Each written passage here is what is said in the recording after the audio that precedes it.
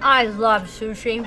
I love Japan, period. The tea ceremonies. J-Rock! Yeah. Garugamesh! Oh, yeah. Hey. I love anime! Yeah. And manga! And gaming! Yeah. DDR! Smiley K! Hey! Sakura-kan ikimasu! Hello, everyone, and welcome to another episode of the Crastinators podcast. I am the best guy ever, and I am here today with Hypocrite. How very conventional of you. Munchie. Where? Tiny hats! I love tiny hats! I haven't seen you with a tiny hat in a while. I'm getting disillusioned. And also, Digibro. I'm still alive. Somehow, despite all that drug and alcohol Despite how gay and dead I am, I'm still alive. That's true. Okay, let's see. What's our topic for today? Munchie, tell us what the topic is. Our topic for today is the elusive, mysterious concept of a convention, specifically a nerd, geek, stupid, retard convention for babies who poop in their diapers. Which you, as I understand, are a huge fan of. I love more than fucking pooping my own diaper. I love to poop in other people's diapers and smear it all over my manhood. Right. So we're talking about conventions. So yes. I know that Digi and I and Munchie have been to conventions. Gib, what's your experience with conventions? Well, I've been to 3 conventions ever. First one was... What manner? The first one was London Expo. I don't know what it was called. I think it was just called the London Expo, and it's this huge big thing in London near the river. And it was just it was just nerd stuff. There was games, there was anime, there was all sorts of stuff. I got a Phoenix Wright book and some badges for Hitman Reborn, and I don't know. I was going there with friends, and it was really my first experience of like seeing cosplayers in real life, and it was actually a lot cooler than I thought it would be. So that was that. Then there was well, those good cosplayers, yeah. Yeah, and then the second one was the BronyCon, which is slightly documented on my channel on Give and Take, and that was the first time I met you guys. In fact, all of you in this call is the first time I met you in real life. So. Oh yeah. And after that is Radcon 1 and 2, and that's it. Oh, I know those. That's a conference, though. It's not a convention. Yeah, that's close enough. It was certainly a con. I feel ripped off. So should everyone else. It's gay. Well, okay. I don't know about you guys, but I have not been... I mean, yes, I went to BronyCon with you guys, but that was like for a good reason. When I was young, I used to go to anime conventions very frequently and would cosplay and would be really excited for them, even though I always had a shitty time.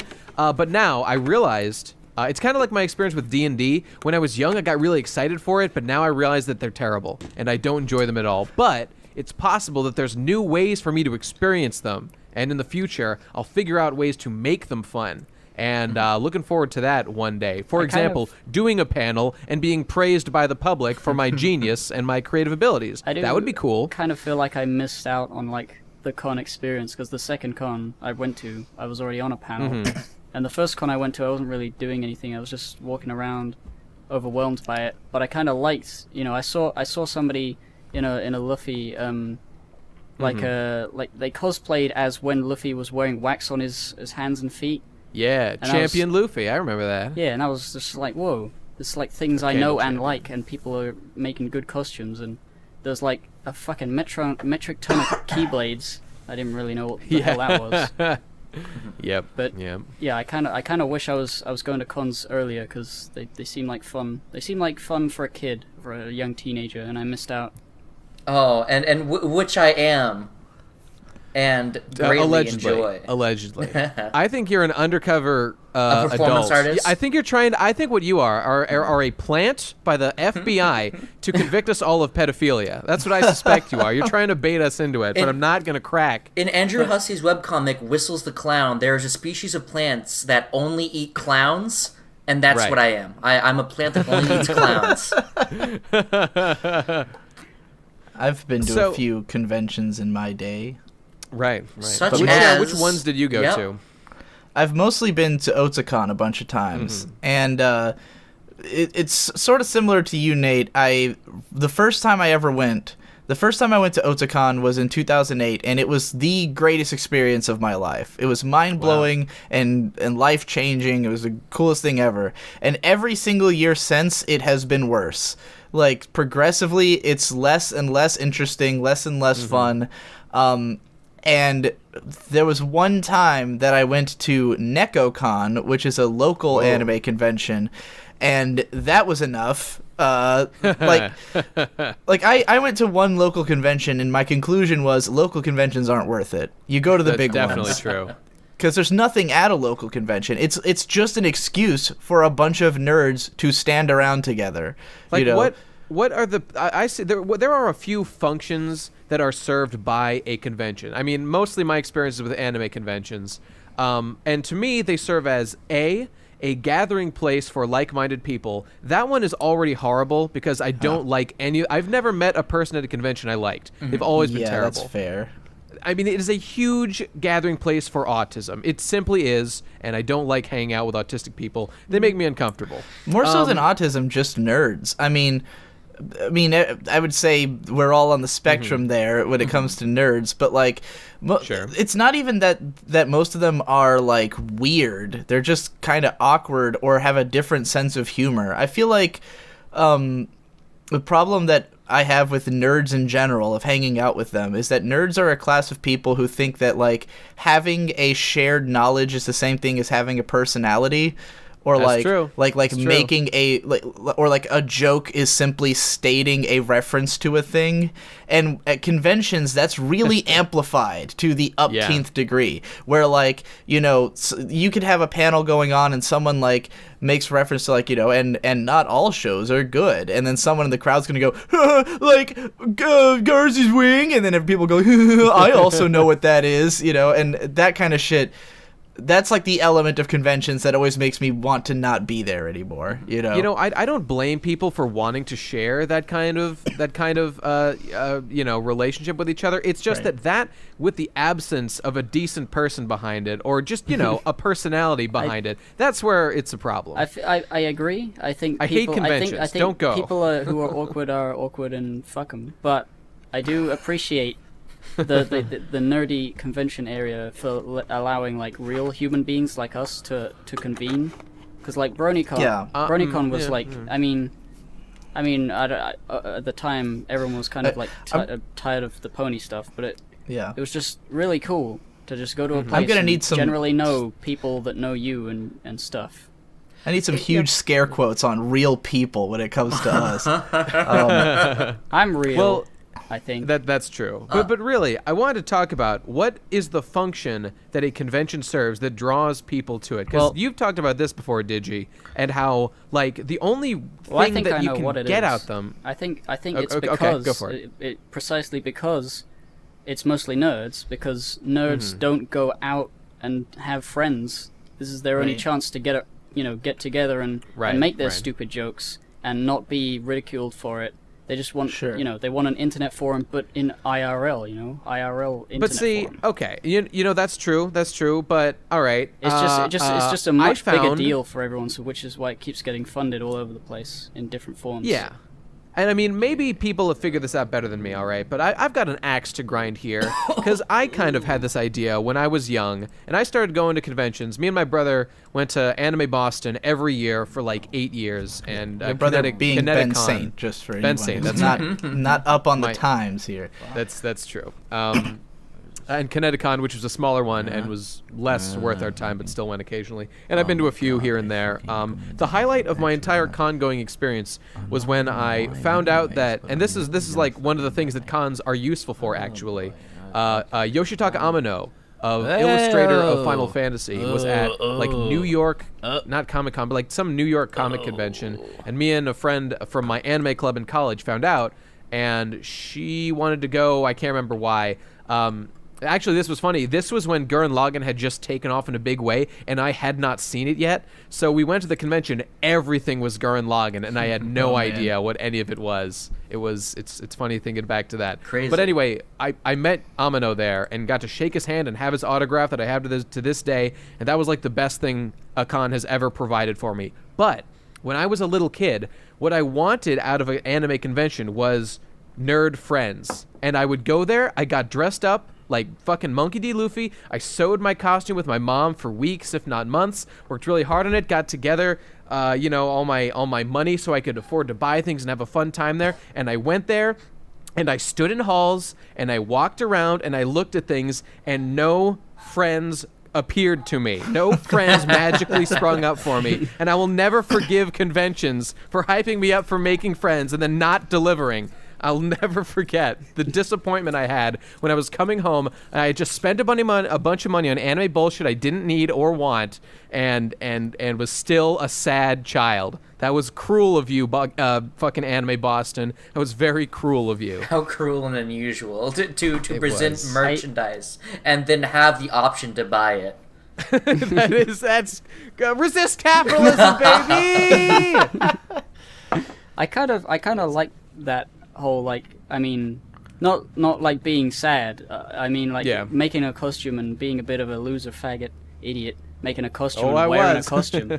I kind of want to do that still. Like, even though I know there's nothing to really be gained from it, I kind of want to make a really terrible Homestuck It's fun. cosplay It's fun of some in and of itself. And then if you to go to with a friends, though, it's totally different. I never went with friends. I went with my brother, who it wasn't cool to hang out with, and my mom. So, like, I was just there hoping things would happen for me, and they didn't. Yeah, Nate, what you have to understand is the reason I like cons because I exclusively go to cons with friends, and that's probably always why they're a fucking fun. blast.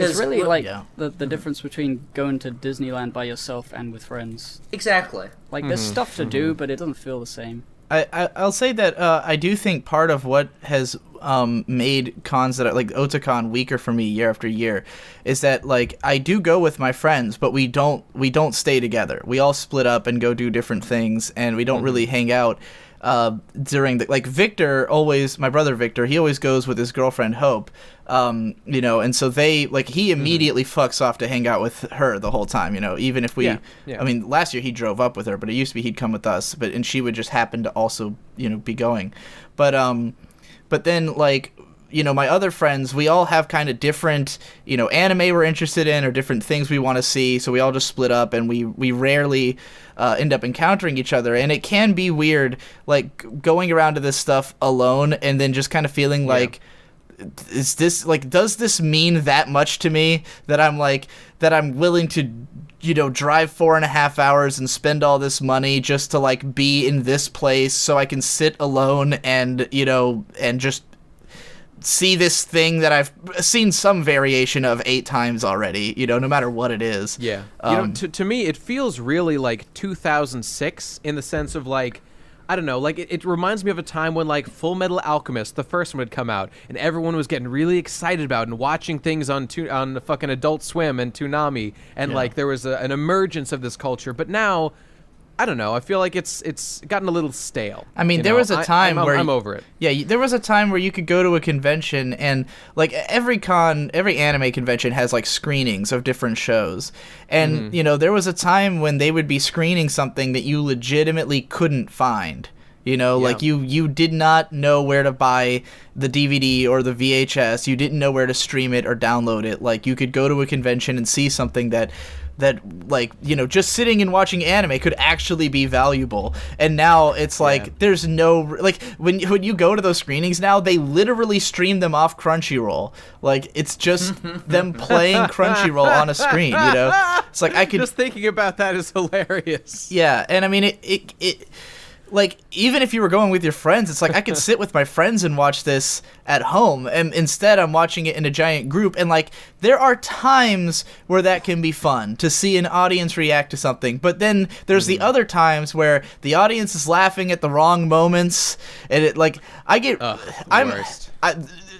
I'm a fucking pretentious elitist faggot when it comes to this shit, but I really can't stand being in a crowd that seems to be getting something very different out of something than what I'm getting.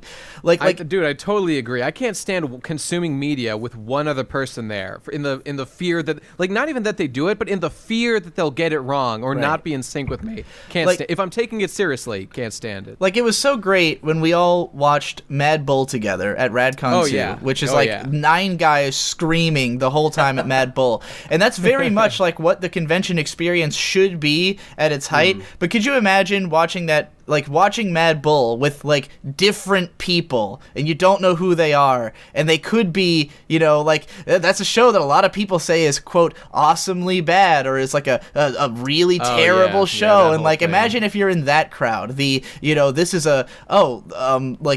title of the panel is So Bad It's Good, Shitty Anime That You Should Check Out, you know, Mad Bull 34. I promise that has happened. Mad Bull has been in those panels. I've seen it, you know. So, like, yeah, that's how I feel in those crowd situations. It's like, that makes sense. On the one hand, I love, like, one of my favorite things about conventions is the feeling of, these are my people, you know. These are the people who are watching anime, who I'm talking to online. This is the crowd who gets what I'm about on some level. But at the same time, they're totally not my people, because they're walking around dressed as Kirito, you know, and being like, anime is great, and I'm like, Actually, I'm like, anime is a Japanese colloquialism.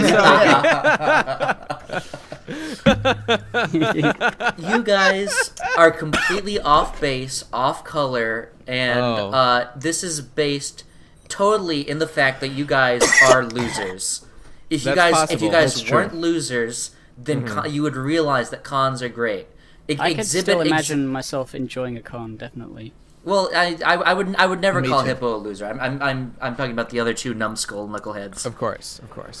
I'm hoping this year to fly out to stay with Munchie for Anime Expo. Yeah. So. But believe me, I have like a whole like fucking history of every con I've been to and the ups and downs of each con. I heard the crinkling of a piece of paper when you said that. Yeah, you actually wrote this down.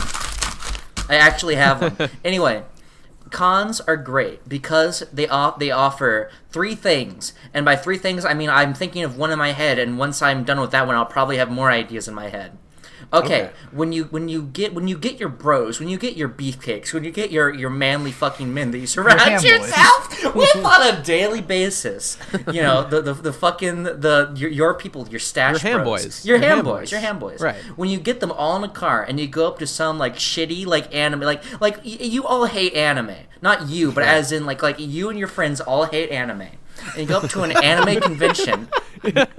It's fucking great because you just get to belittle, ridicule, and antagonize all of the goers of the con. Go to panels, ruin them. You know what you are, Munchie? Yes. You're a fucking Chad. That's what you are. You're a disgusting fucking Chad. I'm just a little boy trying to make friends, and here you come with you and your fucking bully squad trying to embarrass me and make fun of the things that I love. Go fuck yourself, Munchie. Munchie, have you gone to a furry convention and done that? Oh my god, no! But that's been a fucking top billing, dude. Well, I guess you could. Well, I have been to various brony conventions, so yeah, it's like half and half. Is that why you were at BronyCon? Just to laugh at us? That was a fucking joke. That was a charade. That was a meme. That was a jest. I like to go with my friends to conventions because we like me and my friends are both in sync and we know what we will like and we go to the same panels together because you know we both have an appreciation for whoever the fuck Japanese retard bitch whoever's talking. You know you want. I like how this has gone from me and my friends to we, the two of us, have this connection. It's getting one a guy. Slightly different feeling from this description now. Yes. Well, it's one guy, but he changes masks more often than you would think. He plays many roles Yeah. in Munchie in Cosplayer, Munchie's life. you know. No, he as in like one to two people come, but it's always like As in, different he people. finds victims and he Okay, I skins get them. you. And As wears in, their I skins, kill right. Native Americans. What was they fucking? Oh yeah, we go there and we Talk all about how you like conventions. yeah, and we all we appreciate the panels together, and then we go buy merch where we couldn't buy it anywhere else, or at least I don't know how to. I don't know how to use the fucking computer. It's hard. I see the merch is a big thing. That's like the one good thing about conventions. One time I It's literally fun to look at asked the merch. Digi how to buy anime because I didn't know how to, and then he taught me, and then I still buys didn't anime? know. Did you ask me that and then I immediately made that entire 40-minute buyer's guide to anime? Is that what happened? No. I asked you like a year after that, and then like while you were teaching me, I Google searched like how to buy anime merch. And then I saw that thumbnail, and then I remember that. I linked you the thumbnail with fire around your eyes and like you Yeah. glowing like a fucking golden crisp god. Anyway, so you can I buy do the merch remember that. with your meaty sockets. And you just have a fucking good time. You get to hang out, and you get to spend time in an exotic city with exotic sluts doing gay shit, and you get to fucking you just get said to look at exotic people. sluts? And What's going on? it's sick. It's Tell me fucking about sick. the sluts. If I go to a convention, are there What? exotic sluts there? What's happening here? Oh my God, it's Jesse. Oh shit. Oh my okay. God. I've been here the whole time. He has. Jesse did join like 10 minutes ago. I wasn't shit, sure I if had he no was idea. mic'd though. You Nobody sound like you're suspected. underwater. Yeah, I was gonna You say. do. Yeah, I mean, your mic you is were just interesting. drowned. You were drowning you- in water. Do I? Are you mouth deep in pussy again, Jesse? That is a possibility. There are many possibilities. The other possibility could be that my microphone is broken from the flood. Nobody knows. Everything. Oh my God. Oh, Oh fuck. God, the fucking $300 one broke. I don't know. You guys are saying I sound underwater. I haven't heard it yet. I don't fucking know nothing. Oh yeah, it broke. I'm the underwater boy. Either it broke or you're just recording through the wrong microphone, which I am is an what it sounds underwater like. boy, and I have AIDS, and no one can stop me from having AIDS. So, It's are more you recording thematically right now, relevant Jesse? To be, Yeah. cool. Excellent. yes. All right, that's cool. Jesse, do you wanna talk why about don't your you tell us- convention well, actually, Munchie's You still finishing motherfucker, his I'm shit. not done. I'm fucking All right. skin you Well, alive. wrap it up. You're taking the whole fucking show. All I'm Munchie. saying is, Goddamn. at Who Anime the Expo, fuck is Munchie? oh my God! Listen, buddy, I deserve time. Okay. Hey, it's his catchphrase. Listen, buddy. It's my favorite. I thing you say. thought his catchphrase was. No, I that's a thought his distinct catchphrase was character. "Get on the ground, you fucking nigger." I love I have that many one. That catchphrases. too. Anyway, That's a good one. at Anime Expo, I got a Imagine Gurren Lagann like imagine a book thing. sitcom about Munchie. Like he's the Kramer. He comes in the door, and like whenever something weird happens, he looks at the camera and goes, "Get on the ground, you fucking nigger!" Dude, and the studio I'm audience imagining him laughs being and hired out claps. like a clown to children's parties. Hey kids, get on the ground, you fucking niggers! Okay, imagine you're They're all watching good like a choices. normal Seinfeld episode, and like Jerry's in his apartment, he's talking to George about how he can't get laid or something, and then Mm-hmm. like I burst through the door like Kramer, like in my pizza jumpsuit and hamburger sweater, and I'm just get on the ground, you fucking niggers! And George would be like, I'm getting frustrated by all these racial slurs. I'm not even black. Oh, to wrap this up, I like Gurren Lagann. I got a Gurren George Lagann is book. I very couldn't blue have pill. got that anywhere else other than Anime Expo, and it made me happy, and I really like it. And Right. yes, okay, bye. Merchandise is cool. That's one fun thing. I never would have ever gotten Kingdom Hearts 2 Final Mix Plus if I hadn't seen it that fateful day exactly. and I that still convention haven't like window got and a bought good it. like convention piece of merchandise yet. It's about the Like the- on fucking the- experience. I guess. I've probably Did spent you buy your over. Diamond Tiara fucking plushie at Yeah, but that was a BronyCon? piece of shit. It was like the worst kind of the cheapest made Oh. plushie. Diamond Tiara is crying right now. She's Diamond wounded. Tiara is so rich. She deserves to be made out of fucking gold. That's I true. got the That's true. cheapest one because I'm a bitch. But I couldn't find a better one, and I was. I've probably lifetime spent like at least $5,000 on merch at conventions. Like that's Lord. one of the big reasons I go there is to drop a lot I of spent money. more At money least there than $1,000 for anywhere me. else, but I was never that big of a spender on that kind of stuff anyway. I go to conventions to spend money and kill people. Yeah. a huge part of why I went to Otakon so many times is that it happens to almost always fall directly on my birthday, which is August 8th, and so my dad would usually he'd buy me the trip to Otakon and then give me a bunch of spending money, and I'd just blow through it all there. Oh yeah, so that makes sense. So it was like a big birthday thing for me. That's where I got a lot of my figures, a lot of my posters, a lot of my art books, and just a bunch of other shit. All of which I regret. None of that money should ever have been spent. I love figures. I Problem really love figures. with me is at the moment is like I don't have any like huge like desire to own things about a thing. Like even the My Little Pony wasn't that great. I have a Luna plushie, but that was like a gift. So, that's great, but like I wouldn't buy a lot of Brony stuff. The only thing I would buy is like Homestuck, but Homestuck's dead. And no one will ever make any Homestuck art. Or not at Anime anything Expo, bro. Not at Anime Expo. Bro. Dude, there's so much Homestuck shit there. I was in my It element. boggles my Oh mind. shit! Well, I gotta go there then. I gotta go. Dude, there's this that's one the only thing Vriska. they'll There's care. this one Vriska cosplayer that was just like.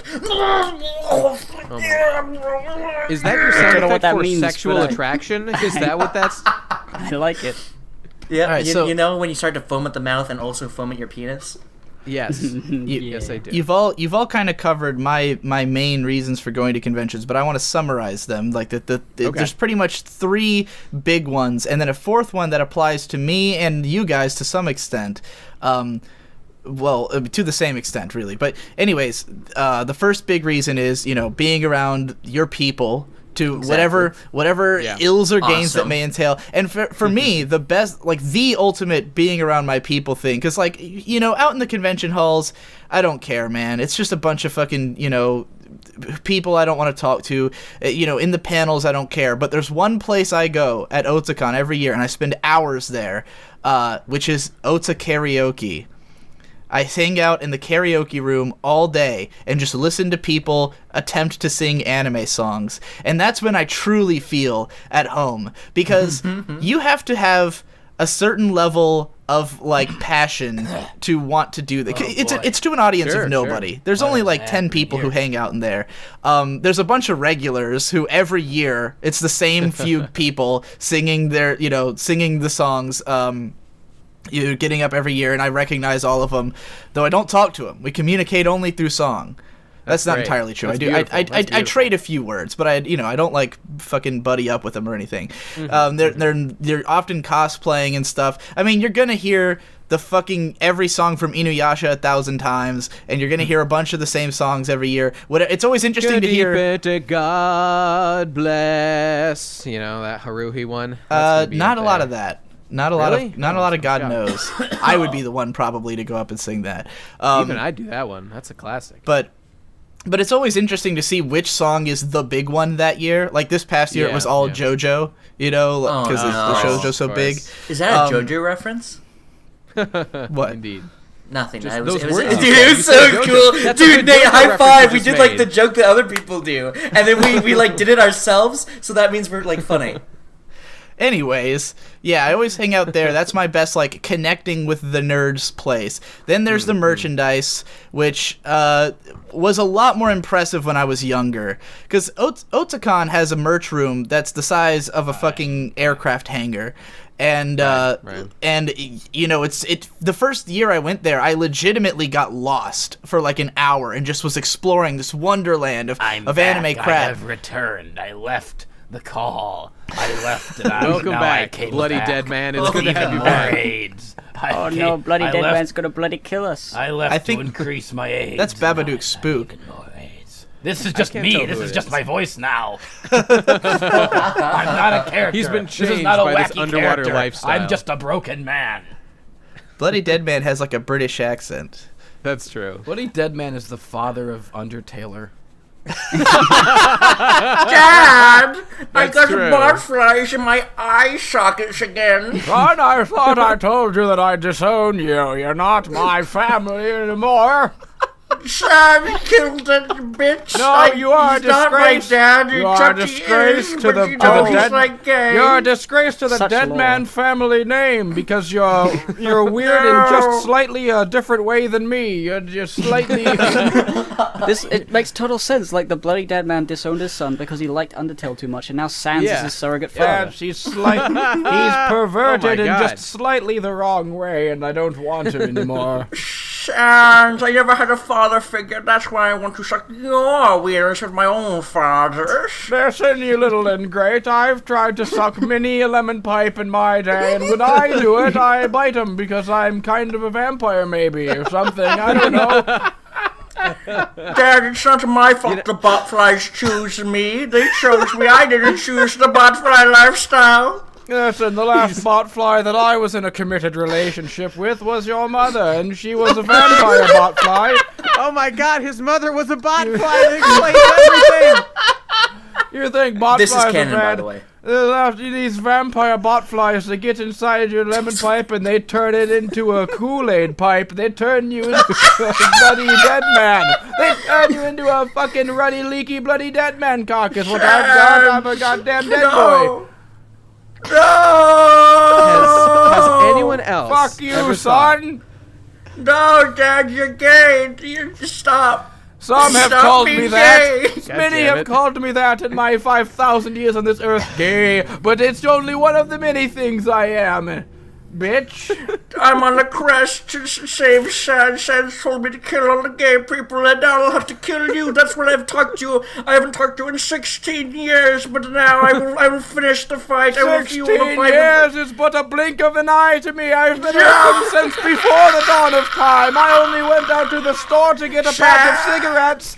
I was going to come back one of these centuries, I swear. Lend me strength so I can kill my bitch dad. There's no such thing as Sans, and I hate my son. Fuck you. You get gay.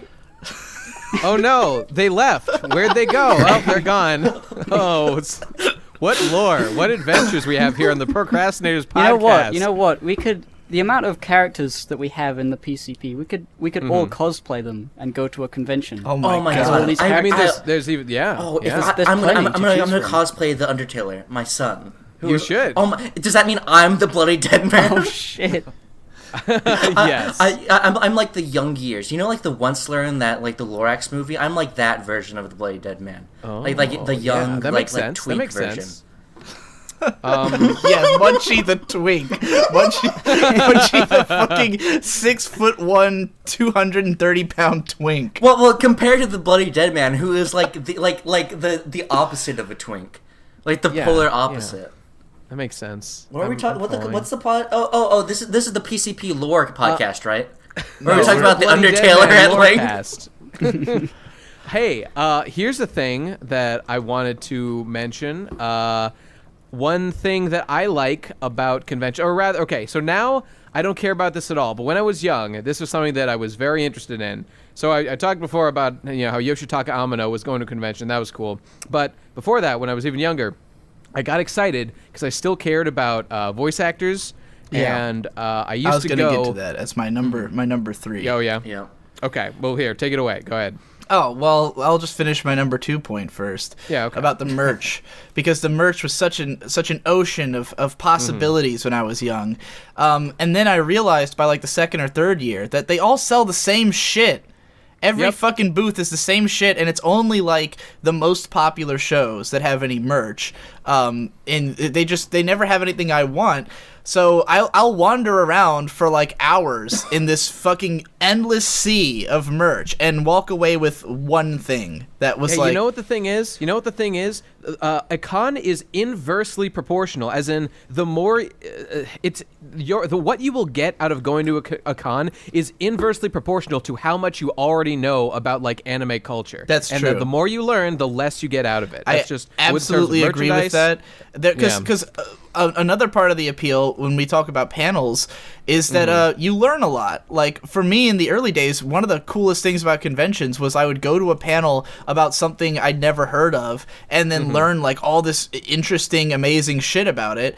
and now I know everything. Like, there has not been a panel in the last few years. The ones I started going to, instead of going to like ones about anime, now I go to all the like weird Japanese culture, like a panel about noodles or something, just so I can have something new that I don't know about. Because any anime panel, you've reached weeb bedrock at this point, and it's just there are which so is directly diagonal to bedroom bedrock. Yeah, exactly. It's actually the same place. But there's been like a ton of panels that I go to, and not only do I feel like I could give the panel, but I feel like I could give it better. Like half the time. Oh shit! He's calling you out, panel holders. And I mean, I've run panels before in the universe. That's right. But yeah. So with the shit, like this past Otakon, I literally went there with the intention of sparing no expense. I was like, I'm going to spend as much money as I can, and I will buy anything that interests me. And I still, there was nothing. Like I came away with like a few posters, and that was about it. So yeah, that aspect is kind of dead to me now. And then again with the panels, there's too much stuff I already know. And it used to be that one of the coolest things is you can meet Japanese guests. Because Hey, wait! Before we get into that, just about that topic, I wanted to share one just small anecdote about this whole things you can learn when you go to convention. I have to admit, my first visit to a convention was definitely, I want to say almost definitely worth going, because I remember this was when I had gotten into One Piece in a big way off of the 4Kids dub, and so I was there in my full Luffy costume with my big captain's coat that I still wear. My Gurren Lagann one is, I don't know if I've ever mentioned this, but the Gurren Lagann coat I wear is just my One Piece coat I made way back in the day, just with the Gurren Lagann thing sewn onto the back. There's some lore for you. But when I was there, I happened upon another cosplayer, a Zoro cosplayer, and this exchange would come to define my life for decades to come. Because what he said to me, he walked up to me, or we were taking a picture, and like he got into it with us or something, because it was me, Ben, and like a friend. We were all cosplaying One Piece. This guy joined as a Zoro. And so he, Wait, what was Ben? after we took the picture, Sanji. Ben was Sanji. Sanji. He's a big Sanji fan, or at least was. But so this guy, like, I had watched the whole show up to that point that was aired, and I thought it was great. And this guy just looks at me and he's like, "Hey, dude, nice costume." I'm like, "Yeah, you too." Of course, at this time I was young and timid and was just like, "Yeah, thanks." And he just said, "So like, what's your favorite part?" And I'm like, "Oh, I don't know. I liked when they fought like Captain Kuro or like something like that." And he just says, "Yeah, that's pretty cool. How'd you like Skypiea?" And Skypiea had not been aired. And was still in manga form at this point. Yeah, like basically what happened here was that he introduced the concept of manga to me, and I had no idea that One Piece was even based on a manga, or that I was behind, and the deep shame that blossomed in me at that moment of not knowing. I thought I knew everything there was to know at this point, and then I learned there was a whole universe beyond my reach, and on that day I vowed to never allow someone else to have more knowledge of something I liked than me. What I would give to have been that man. Yeah. he man. Because I found out about One Piece through the manga before the anime even debuted in America. I'm a true fucking patrician, bitch. Yes, you are. You know anyway, I'll never forget you, Zoro cosplayer. You're a legend. Like wherever you are out there, buddy. If you're unless you're gonna like talk with like number 3 or number 4, I don't know what you're gonna say, but yeah, I'm gonna go into number 3. Unless you want to continue whatever you're about to say. I was gonna sort of change gears, but I'll do it after. Let's finish his examples, then we'll change gears. Well, so to broach the subject of number 3, I just want to talk about that first con I went to, the first Otakon, and why it was so magical that day. Because it happened, the first day of the con was on my birthday. I was turning, I think, 17. And it was everything about it was the craziest shit I'd ever seen. There's more people than I'd ever seen in one place. I'd never seen cosplay, so that was magical, and now it means nothing to me. I've seen every cosplay. The only thing I get out of cosplay now is seeing what is the most popular show to cosplay that year is always interesting. Like, recently it was like Tokyo Ghoul is like the big one. Anyway, I'm seeing all this fucking cosplay, all this stuff, everything, all these people. But the thing that truly made this con experience was that they were having a concert with Jam Project, whom all of you have Nice. probably heard at least one Jam Project song. They did the One Punch Man opening most famously recently. But Is that really what they're most famous for? Okay, well, recently. well, yeah, that's everyone knows the One Punch Man opening, so I can easily give that as an example. And members of it did the One Piece opening and the Dragon Ball Z opening, so they performed those at this show. But the Japanese ones, of course, not the fucking Yayo. But Jam Project is a 5-person. It's like 5 singers who are all famous for anime music, and they have a super group, and they mostly do like robot shows. But anyways, they were doing a show on my birthday at Otakon, and I went to this show, and they fucking, they sing all these incredible songs, and for their encore, they sang the OP to The Soul Taker, which is my favorite anime opening of all time. Oh, yeah. That I'd sang, like, the opening lines of The Soul Taker is this woman singing, like, Kizutsuita hibi no mukoni, and it's like this, like, epic rise up, and me and my brother would, like, sing that when we were, like, unboxing it's like a new piece of equipment or something, like real autism shit. So they played that song. It was the greatest thing I'd ever seen in my life.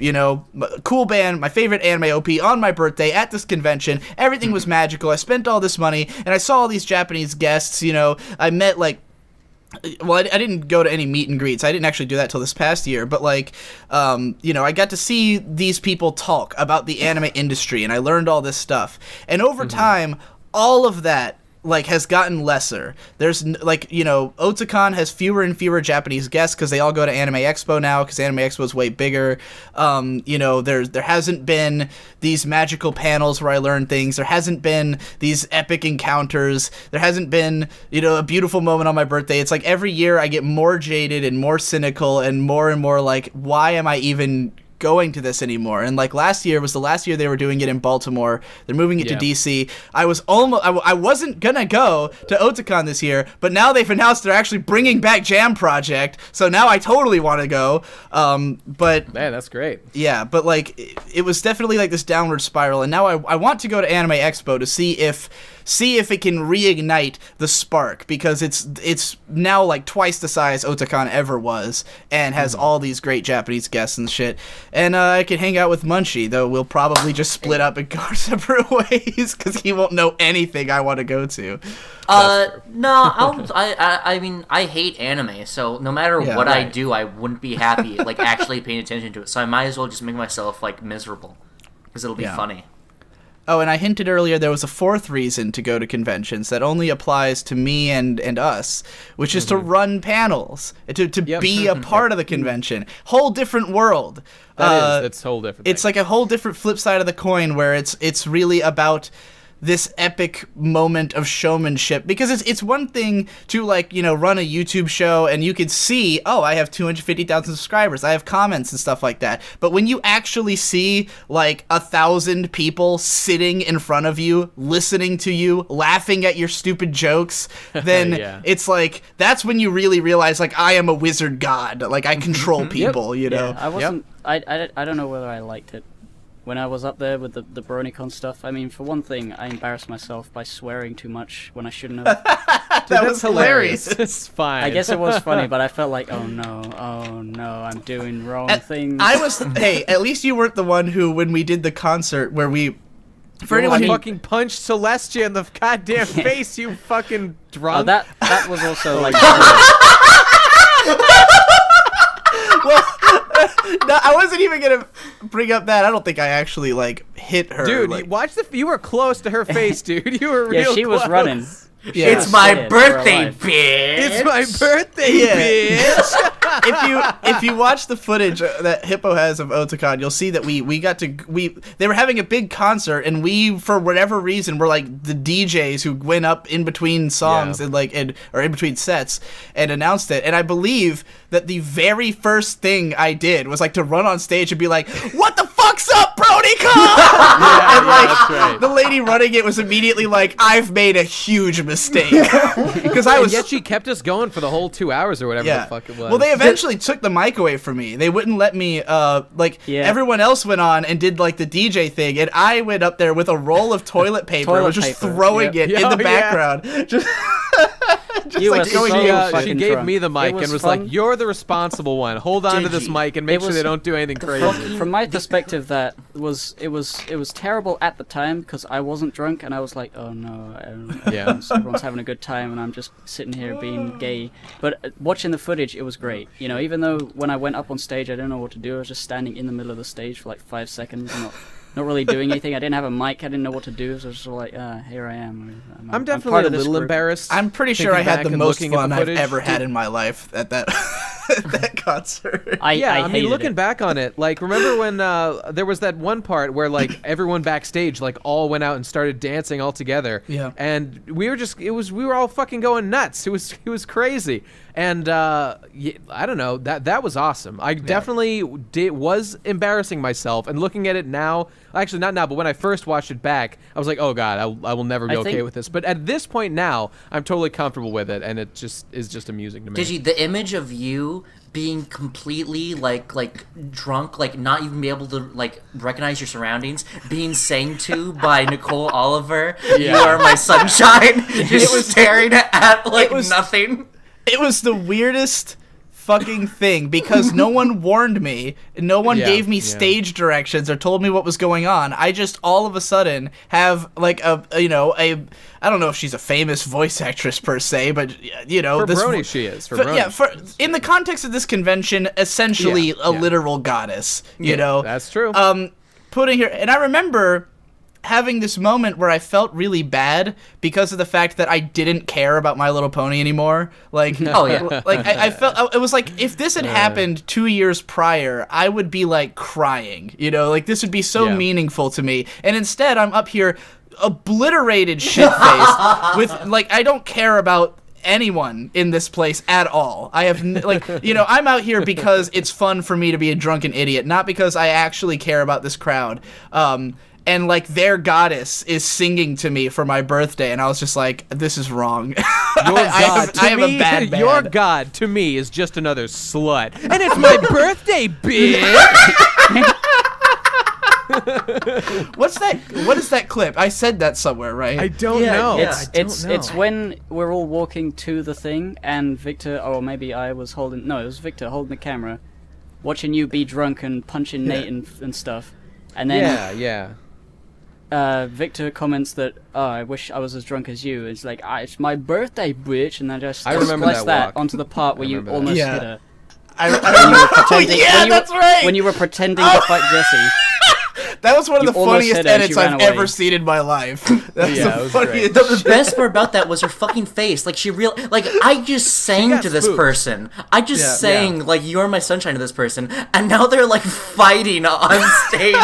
Yeah, you changed her whole view of the human race and what to expect when like good things I are got always the impression punished, when I watched that footage. I got the impression that she realized what was like that she she was scared and trying to get out of the way, but she realized that this was a drunken, insane party, and that these are. Like, I actually remember seeing her backstage, just thinking, "Oh, what's going on up there?" It's like, is someone getting a birthday? Like I was backstage looking at her. I was like, is that who? I don't know who that is, but I think it's someone.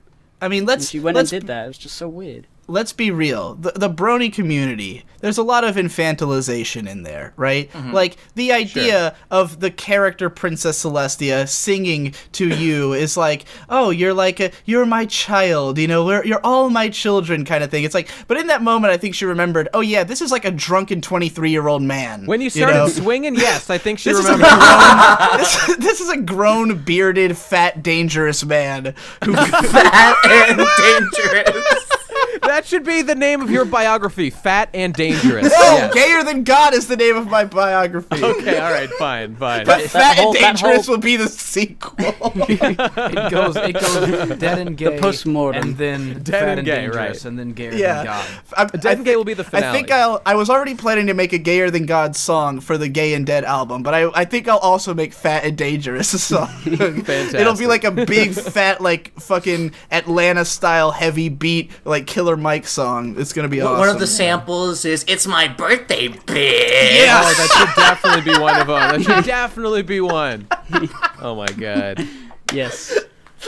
So okay, so I Okay, think it's well- fair to say that if you're on the side of making or being the one up on stage doing things at cons, that changes the game and is pretty Yeah. fun most of the It's time. pretty fun if you're used to it. I was so overwhelmed, like in the panel and on the thing, that I kind of hated it at the end. Well, that was only your second convention though, so you were probably still acclimating in general, and then going up on stage is just another big change, Yeah. So also the I think- fact I that we think had personally that you should group give us some shit. more Like tracks. we all had, what is it, Wendy's or something? the group shit. We were all thinking yeah. of Oh, like, yeah. I kind of Literally- needed to shit through that whole panel.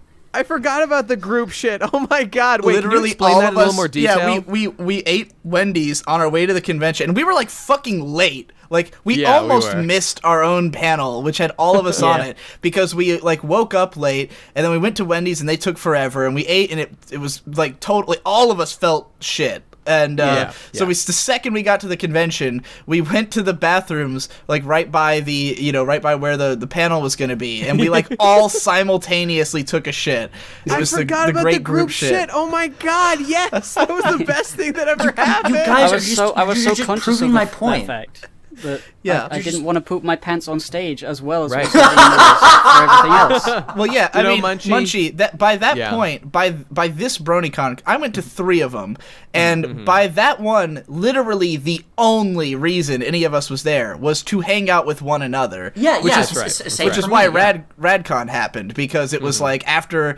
After going to BronyCon, it's we're really here to hang out with each other and to try to get laid. I think Yep. the main reason we went to BronyCon that year that I was there is because I hadn't been to one yet and I wanted to go to Oh, one yeah, that was a before- big thing. Before That was it a was big thing. totally over. Yeah, and while you were still someone with clout in the community who could And to enjoy meet being famous. KP. KP was the top billing guest. I really wanted to see her. Oh yeah, dog. Oh yeah. That was the coolest That's what moment conventions ever. are. They're just locations for play dates.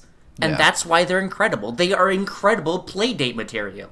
They're like theme parks, Makes but sense. with But wouldn't you gay say, people. Munchie, that it was even better at RadCon than BronyCon? I would say it was better. However, I don't just There's a the few fact that it things- was better doesn't mean that I wouldn't Well, also sure. cherish going to a convention. It's not. I'm not Yeah. saying that hanging Yeah. out with your friends is inherently better or worse with a convention, but I do think it's an interesting location, and it breeds a lot of discussion, and it's easy to ridicule people, and therefore very you know what? funny. Yeah, it is a definite different, because in Digi's house, some people have rooms that they go to when they're not doing something with the rest of us. And so in a convention, you're always having to do something, either just sitting around talking or going Right. to a panel or just eating. It's just everyone's Panels doing are something at the awful. same time. Panels are the fucking panels are worst terrible, thing. but what I mean is everyone's doing something at the same Yeah, time. yeah. It's a different sort of feeling than just being in a house together. yeah. Because people wake up at different times, and sleeping arrangements are kind of rough. Yeah. Well, I mean, For sure. it's the thing about conventions, and the reason that I wanted, aside from the fact that I just wanted to hang out with you guys and make stuff, the other thing I don't like about conventions is it's hard enough living in one house with everybody. It's even worse when you're all in one room, and it's Yeah. for me, I have terrible insomnia, and I also can't stand silence. So I'm used to going to bed, playing music, having a certain way, jacking off. You can't jack off when you're all in the same hotel room. Big That's problem. what you think, amateur. Well, you can take a long shower, but It's harder to That's get. the way. We'll say it's hard to get away with jacking off when you're all sharing a room. But you know, for me, every convention I've ever been to, by 4 a.m, I'm gonna be stepping over everybody to get out of the room, and then just wandering the hotel for like hours, and then I'll probably sleep for 30 minutes, and then go to the con. You know, and be like miserable and sick all day. So Yeah, you know, yeah. that's all. Like as many there's all the cons are worth having gone to. Like, it's worth it to be able to tell these great stories and to be able to have all these fond memories. But the actual experience of living it is often hellish because it's always, no sleep, very difficult to remain, to keep up your hygiene at all, you know, which is actually a problem when you're in Baltimore in the summer and it's fucking 95 degrees and you're walking all day, you know? So, like, usually by the end of a convention, I am physically broken. Like, my voice doesn't work anymore. I can't see. I'm, like, sleeping. I usually sleep for, like, almost a whole 24 hours the day after a con. So, yeah, there's a lot of nightmarish elements that make it, that are, like, why I wouldn't just, like, even if Otakon wasn't that great, you know, it would still be worth going to, right? Because why not? It's something to do for a weekend. Except that it's something that involves like a 4-hour car drive, which isn't that bad. But then there's sharing a hotel with a bunch of other people, not getting any sleep, physically exhausting yourself, you know, and then the existential ennui of realizing that you've put yourself through all of this and for what, you know? That's what gets me the most. I always end up, like, by Sunday, I feel like I hate the world at most conventions. So, yeah, it's fun I feel like that at the end of RadCon. Well, that was physically broken. I felt like that through like all of 10 days RadCon 2. But RadCon 2 was for totally different reasons that I felt that way. I understand what you mean, and I appreciate it. However, I think it's wrong, and I think you're gay. Hold on. One way to put it is that RadCon 2 was like if we went to a convention and we ran every panel. That's that's how I describe RadCon 2. I mean, it is exhausting. However, like I don't feel pain in the sense that like You don't feel pain at all. Pain is like really funny to me, and like whenever I get hit by it, I just dude, sick. and I sometimes literally. Here is a this is like a part of my life that you need to understand to get me. And I will title this chapter of my life. Seinfeld was like a mind break doujin for real life. I'm always thinking about my life as if I was a character on Seinfeld, and so every bad thing that humanly happens to me, I just think that's really fucking funny. That's sick. That's fucking. It's amazing sick, because bro. Victor does the exact same thing, but with Curb Your Enthusiasm as opposed to Seinfeld. You know, that's the ironic age we're living in now, where our own suffering is merely an amusing fact of you know. I think again, it's easy for me to see it that way in retrospect, but in the moment. It's just like I do it in the moment. Yeah. But you just got a faster processor for this shit. Because I got mind break dotioned. I wanted to talk about this for a while. You've been talking about anime cons and BronyCon. I don't know whether any of you have gone to like a video game convention, like just for video games. No, I haven't. I have not. I never thought I would say this, but I kind of wish Jeff was here because he has gone to all of those. You know, and we could talk about that because like I don't been think saying they're for that years different. though that he wants us to go to MagFest. I kind of would like to go like to don't- MagFest or PAX or something because like from what I've learned from watching like YouTube content people who are video game-ish like Total Biscuit and Jontron or whatever Game Grumps, it's a different sort of feeling because it's not like I don't know. I feel like I would have more fun at one of those, perhaps, but maybe not. I'm just not. I'm skeptical that there's much difference, really. Yeah, I don't know because I haven't been to a game-specific one. But. As someone who's been to like a shitload of Otakons, like there is a huge contingent of gaming there. Like Otakon is really an everything convention. It's not really about anime per se. If you go there as just a gamer, there's a huge arcade room. There's people who just hang out in there and play Street Fighter the whole convention. You know, they have gaming tournaments. tournaments. Even BronyCon had like Smash tournaments and shit. Yeah, that's what I'm actually. saying. It I seems like remember there was a Anime guy Boston who was had like that too. wider than he was tall playing Smash. That's all I remember from that. And Victor was in there, just sort of. yeah, I think Victor hanging out. competed in that actually, and yeah, I put so my there- name in, but I flaked.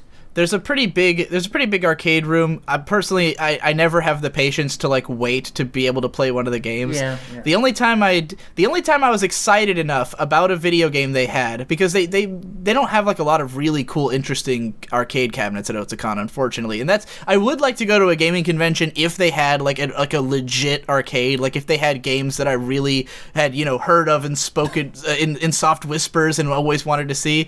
The only time I got really excited was when they had Dengeki Bunko Fighting Climax, which had not come out yet in the US, which is the game where you fight light novel characters and you get to beat up Kirito and shit. Except that there was this fucking guy at the, like, you know, they had two cabinets, so everyone was fighting each other.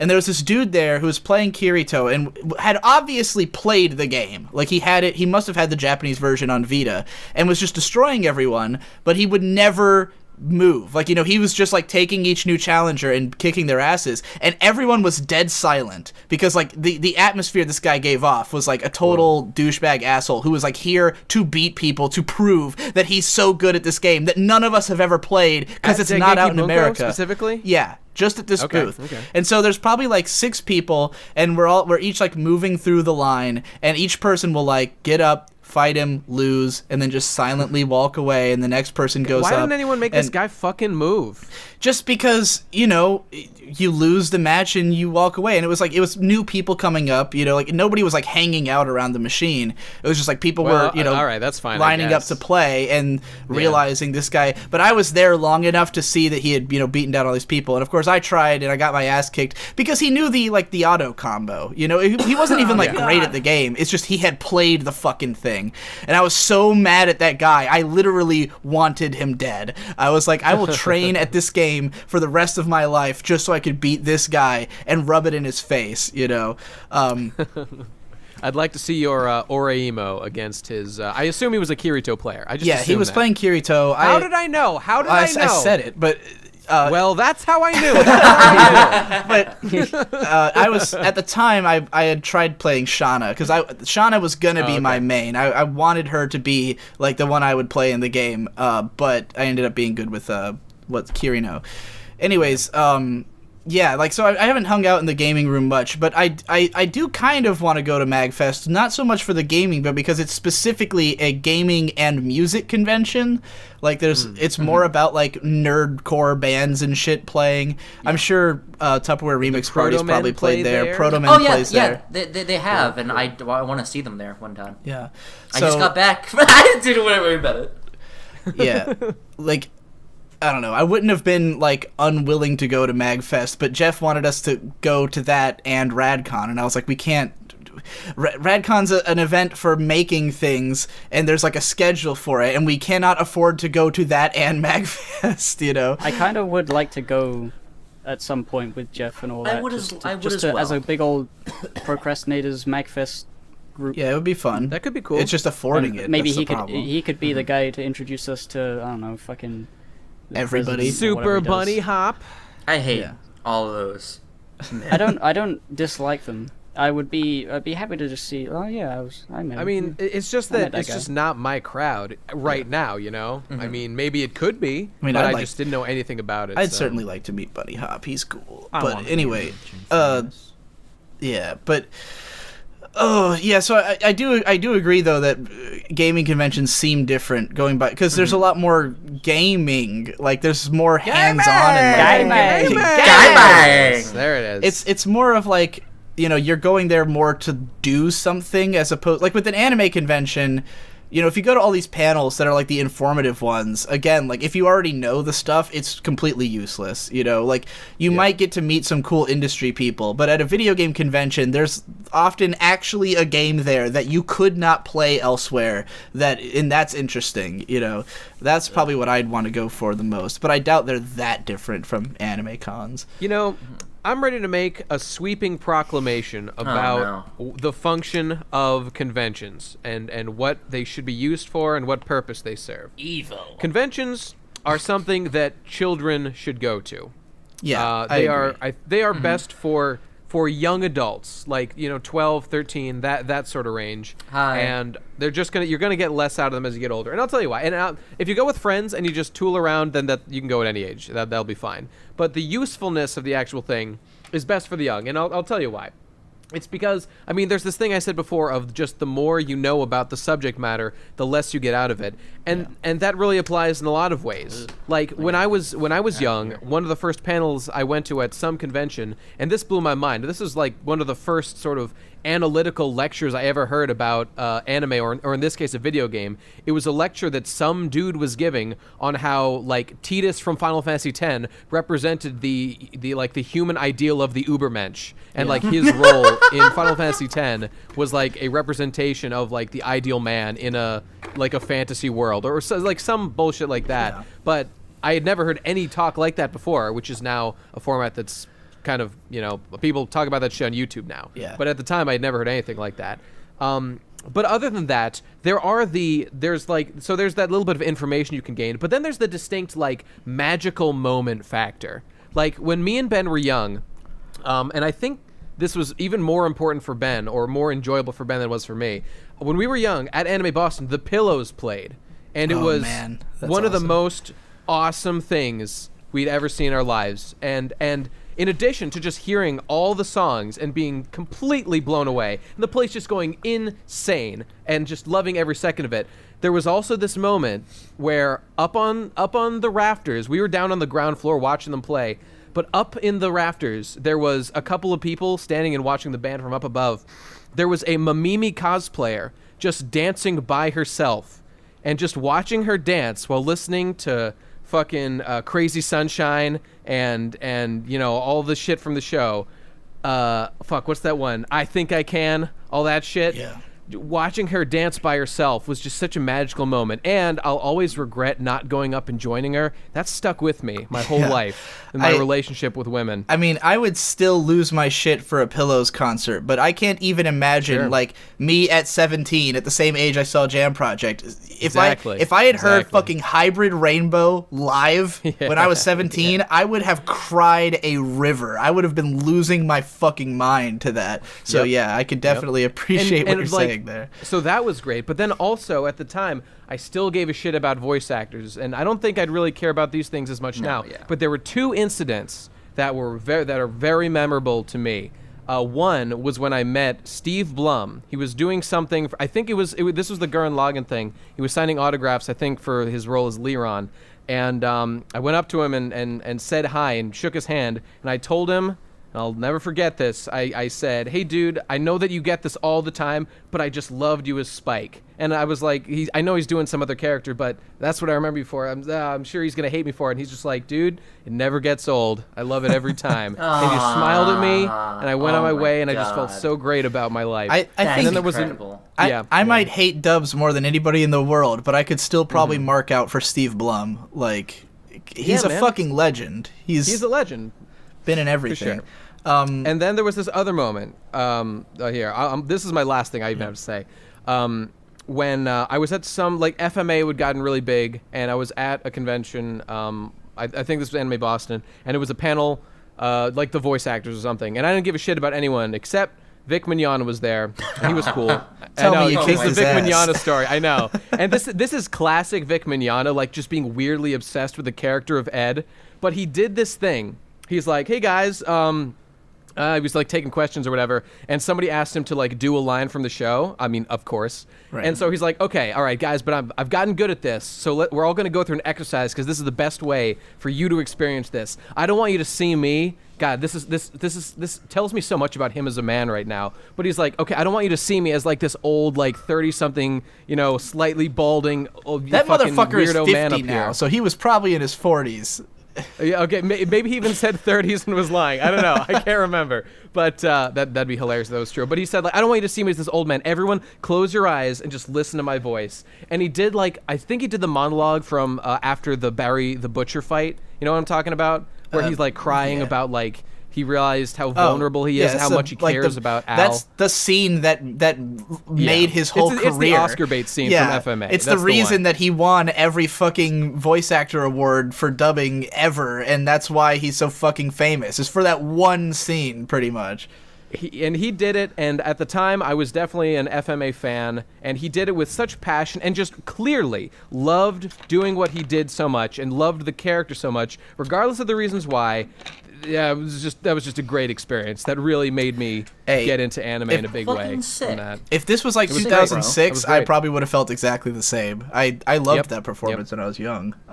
He killed it on that one. Now I hate it. And that's it. I did get to that's the end of my case for how these things, I think, like now, like you were saying, I don't think these would really make as much of an impact on me because I've had all these experiences. But when I was a kid, first getting into the stuff, not knowing much, to see the world that's out there and the passion these people are putting in, I can see why, like, I get this stuff and I understand why it's valuable, seeing this stuff and seeing the things people can do with it, and like why my parents just don't. They haven't had any of these experiences. They don't get shit about this. They just think it's goofy cartoons. You know, just 2 or 3 years ago at Otakon, I also met Ed's voice actor, but the real one, Takuromi, the Japanese voice actress, who's one of my favorite voice actresses, and she was sometimes you see someone, there's certain celebrities that I have that waifu or idol like crush on. Yep. She's one of those. She's just so perfect and hilarious and adorable, and I absolutely love her, and I would sacrifice my life for her. No, she was great. Rad. Yeah, I want to throw in a bit. I'll probably have more to say about this possibly in the future if I take up any of these, because I've run a few panels at conventions.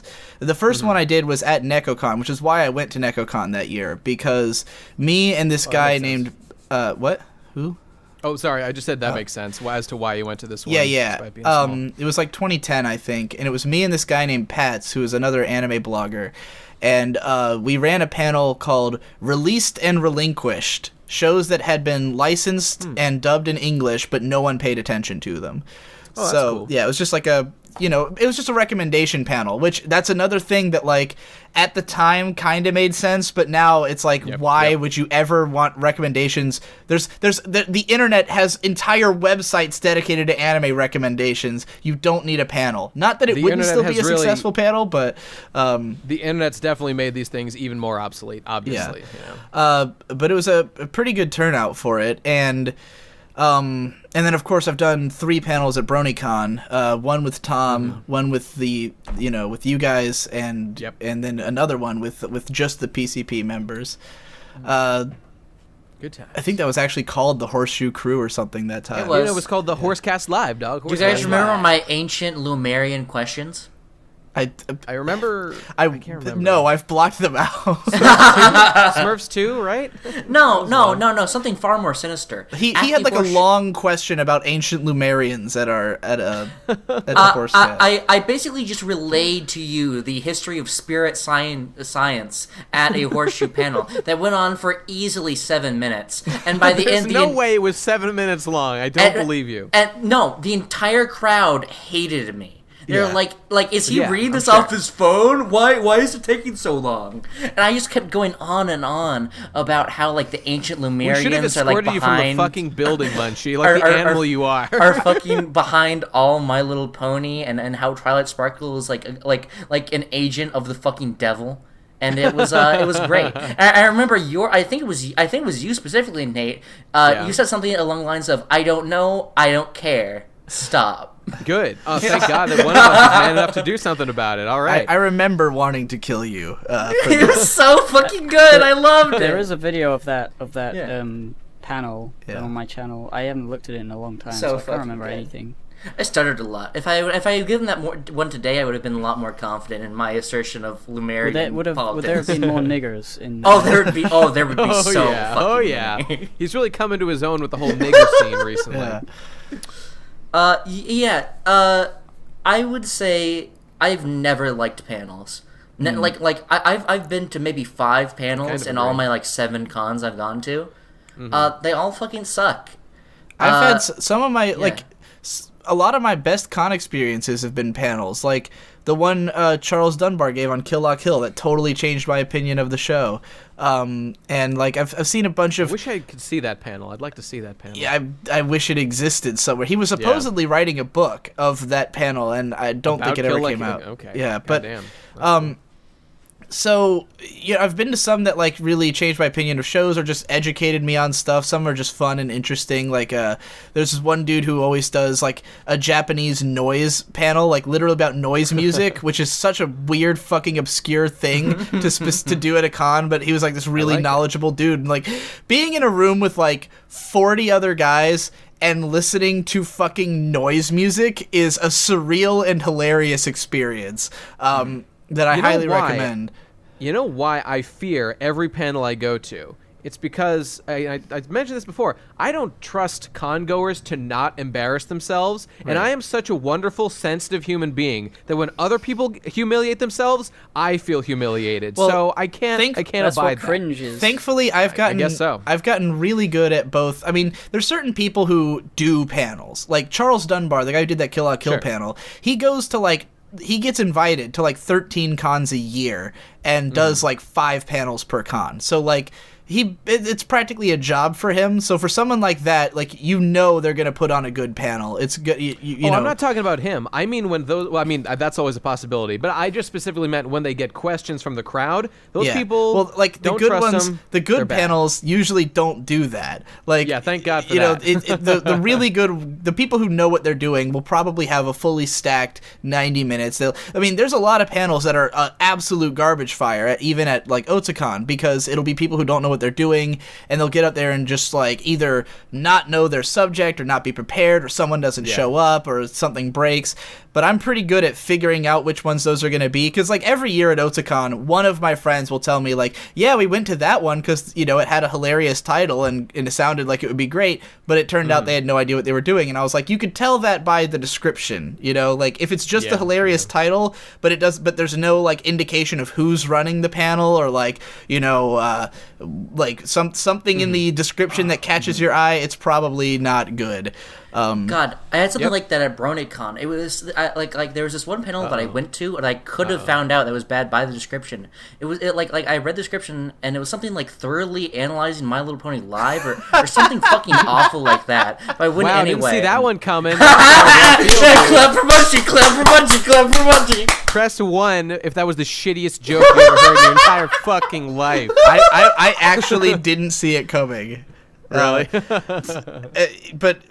But you know, our panels were, like, awful. I mean, people loved them, but we literally had no plan for any panel. I tried to put together a plan, but you guys were just like, let's just take questions. Let's just take questions, which frankly was a better idea. So because the crowd just wants to hear us talk. They don't give a fuck, and we're all funny, and we can just riff off of whatever they say, you know.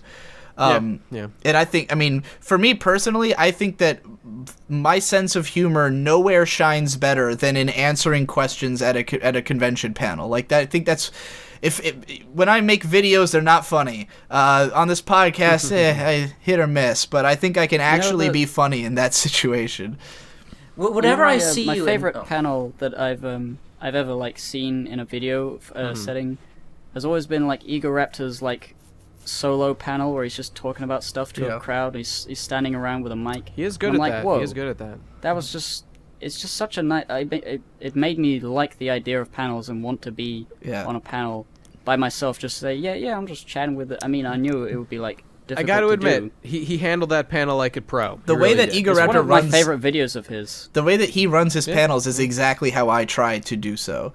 Like, I mean, with the 2 that we did as a group, then there was a lot more, like, spread out. When as a group, it's kind of difficult because everyone wants to say something. But the one that was just me and Tom, I mean, at all the panels, I usually am the one who does the most talking, but the one with me and Tom in particular was, like, it was pretty much me and the crowd, and then Tom offering thoughts sometimes about, you know, like when I asked him, Tom, what do you think about this? But it was great fun to do that, and I'd love to do, doing solo panels is super fun, and I'd love to do it all the time. Just imagine how important you feel as the only guy up there, you know? Yeah. I'm interested in it mostly for the power trip. That's what I want. That's what I The want. power out of trip's my- a lot of my fun, con and just the experience. feeling. Well, because like what I think makes it what makes it fun for me is that it's an opportunity to simultaneously like say to the crowd, you know, hey, you guys are all great, and I really appreciate all of you, while also just ragging on them incessantly. Because that's what I like. Yeah. When people ask me a dumb question, I will make them. I'll answer it in such a way that's like, you're dumb, but thankfully you've given me the tools for me to use my genius to make this interesting. You know, That's the right way to do it. Yeah, it's fun. Great. And I've been recently I've been invited to some conventions. There's one in particular in New Jersey, and they want me to come up. It's in like, I don't know, April or May or June, maybe June. Then they're like, they want me to come up, and they said, we want you to do like 2 or 3 panels, and I was like, is anyone else presenting at this convention? But yeah, they're offering to, like, you know, pay for my trip and everything to do that. It might be worth and it, I'm considering it. I haven't decided yet because I don't know what I'm gonna be doing in June. Like, I might not even live in Virginia by June. That's true. That's so- true. You know what, though? Can I just say on that point, there's one thing I didn't mention that is actually by far the most important thing to me about conventions. And so I would definitely go to that and any other ones that were offered to me because of my dream I've had since I was a very young man. And it's not a lofty dream, but it is a dream I've had consistently for most of my life. And it's to fuck a cosplayer girl at an anime convention. I will do whatever it takes to make that happen at some point in my life. If you want to get into fucking stories of fleeting but very deep and real love that I've had with women at conventions who I did not speak to, my God. Like, I have a lot of like vivid memories of women Hey, you know I what? immediately fell in love with. Here's one that we all shared. At least most of us who were in remember our spot at BronyCon. Yeah. We all looked down to get collectively. I know Jesse was there, and I think most of the people here were. We looked down, and there was just a Raven from Teen Titans cosplayer sitting there alone with a book open, just reading a book on the side of the open convention hall, but not bothering anybody, just quietly being there, perfectly cosplaying Raven, just being by herself, reading a fucking book, and we all instantly fell in love with her. All of us together. In the same way, Nate, that you were like always wondering, I should have gone on Dance with That Girl. I was always like, remember that, and I'm like, I should have just gone up and said, it's really cool that you're reading like that. It's Why great. didn't we? Damn it. Nothing is cooler to me than method cosplayers. They are truly the best. There's this one dude who one year at the karaoke, there's this guy who was dressed as Kamina, and he had like the perfect build for it. He was like a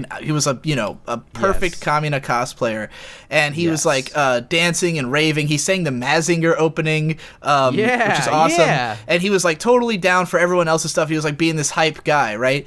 Then the next year, he shows up as Dr. Frankenstein from Soul Eater.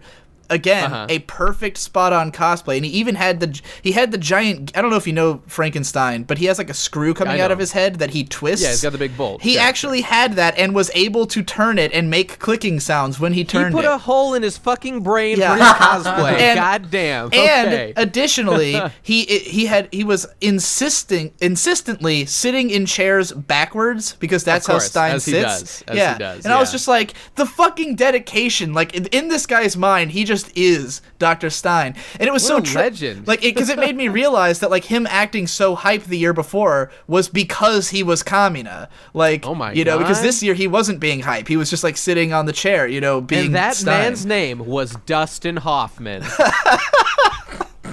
What a legend of cosplay. That's the first method actor who came to mind. That was the first one I could think of. That's right. Also could have gone with Christian Bale or whoever the fuck you want. Why not the guy from the guy with the mustache from There Will Be Blood? Oh, the guy who killed himself. Heath Ledger. Yeah, there you go. And that man's name was John Renkowski, the actor of Jace W. Connors. Yes, it was him all along, Austin. That is the whole method acted thing. Like, the fact that people can do that is the reason I'm always apprehensive of being a cosplayer, because nobody likes somebody putting the costume together and it being, yeah, it's pretty good, and then you go up to them and they're just some fucking loser. Actually, there's an entire giant legion of people who dress up as they dress up really well but don't act the part at all, and it's called fucking women. Every fucking time they can't act for shit. They're just What about there the to Raven pull we were eyes. just talking Fucking about? sluts. What? What about the Raven The Raven. cosplayer we were just talking about? She was Fucking completely slut. in I character. take it back. I don't respect her or women. No, it's she's a hero. She's a hero. I don't respect sexy cosplay girls outside of wanting to fuck them, and that is what I will use them for throughout my life. So Man, I appreciate them all on right, that basis. How much of I feel like I might be the ultimate convention creeper, but it's all on the down low and it doesn't hurt anybody, so it's okay. Well, that's fine. Because you always hear these stories about women who like have guys like all over them and stuff, and like the predator tactics, and they're always taking. Now at a convention, everyone takes pictures of cosplayers, and I've always been super duper shy about like asking to take someone's picture. I don't know why. I just feel really like I know that everyone expects it, and yet I feel like I can't do it. And usually I'll just jump in when someone else is taking the picture.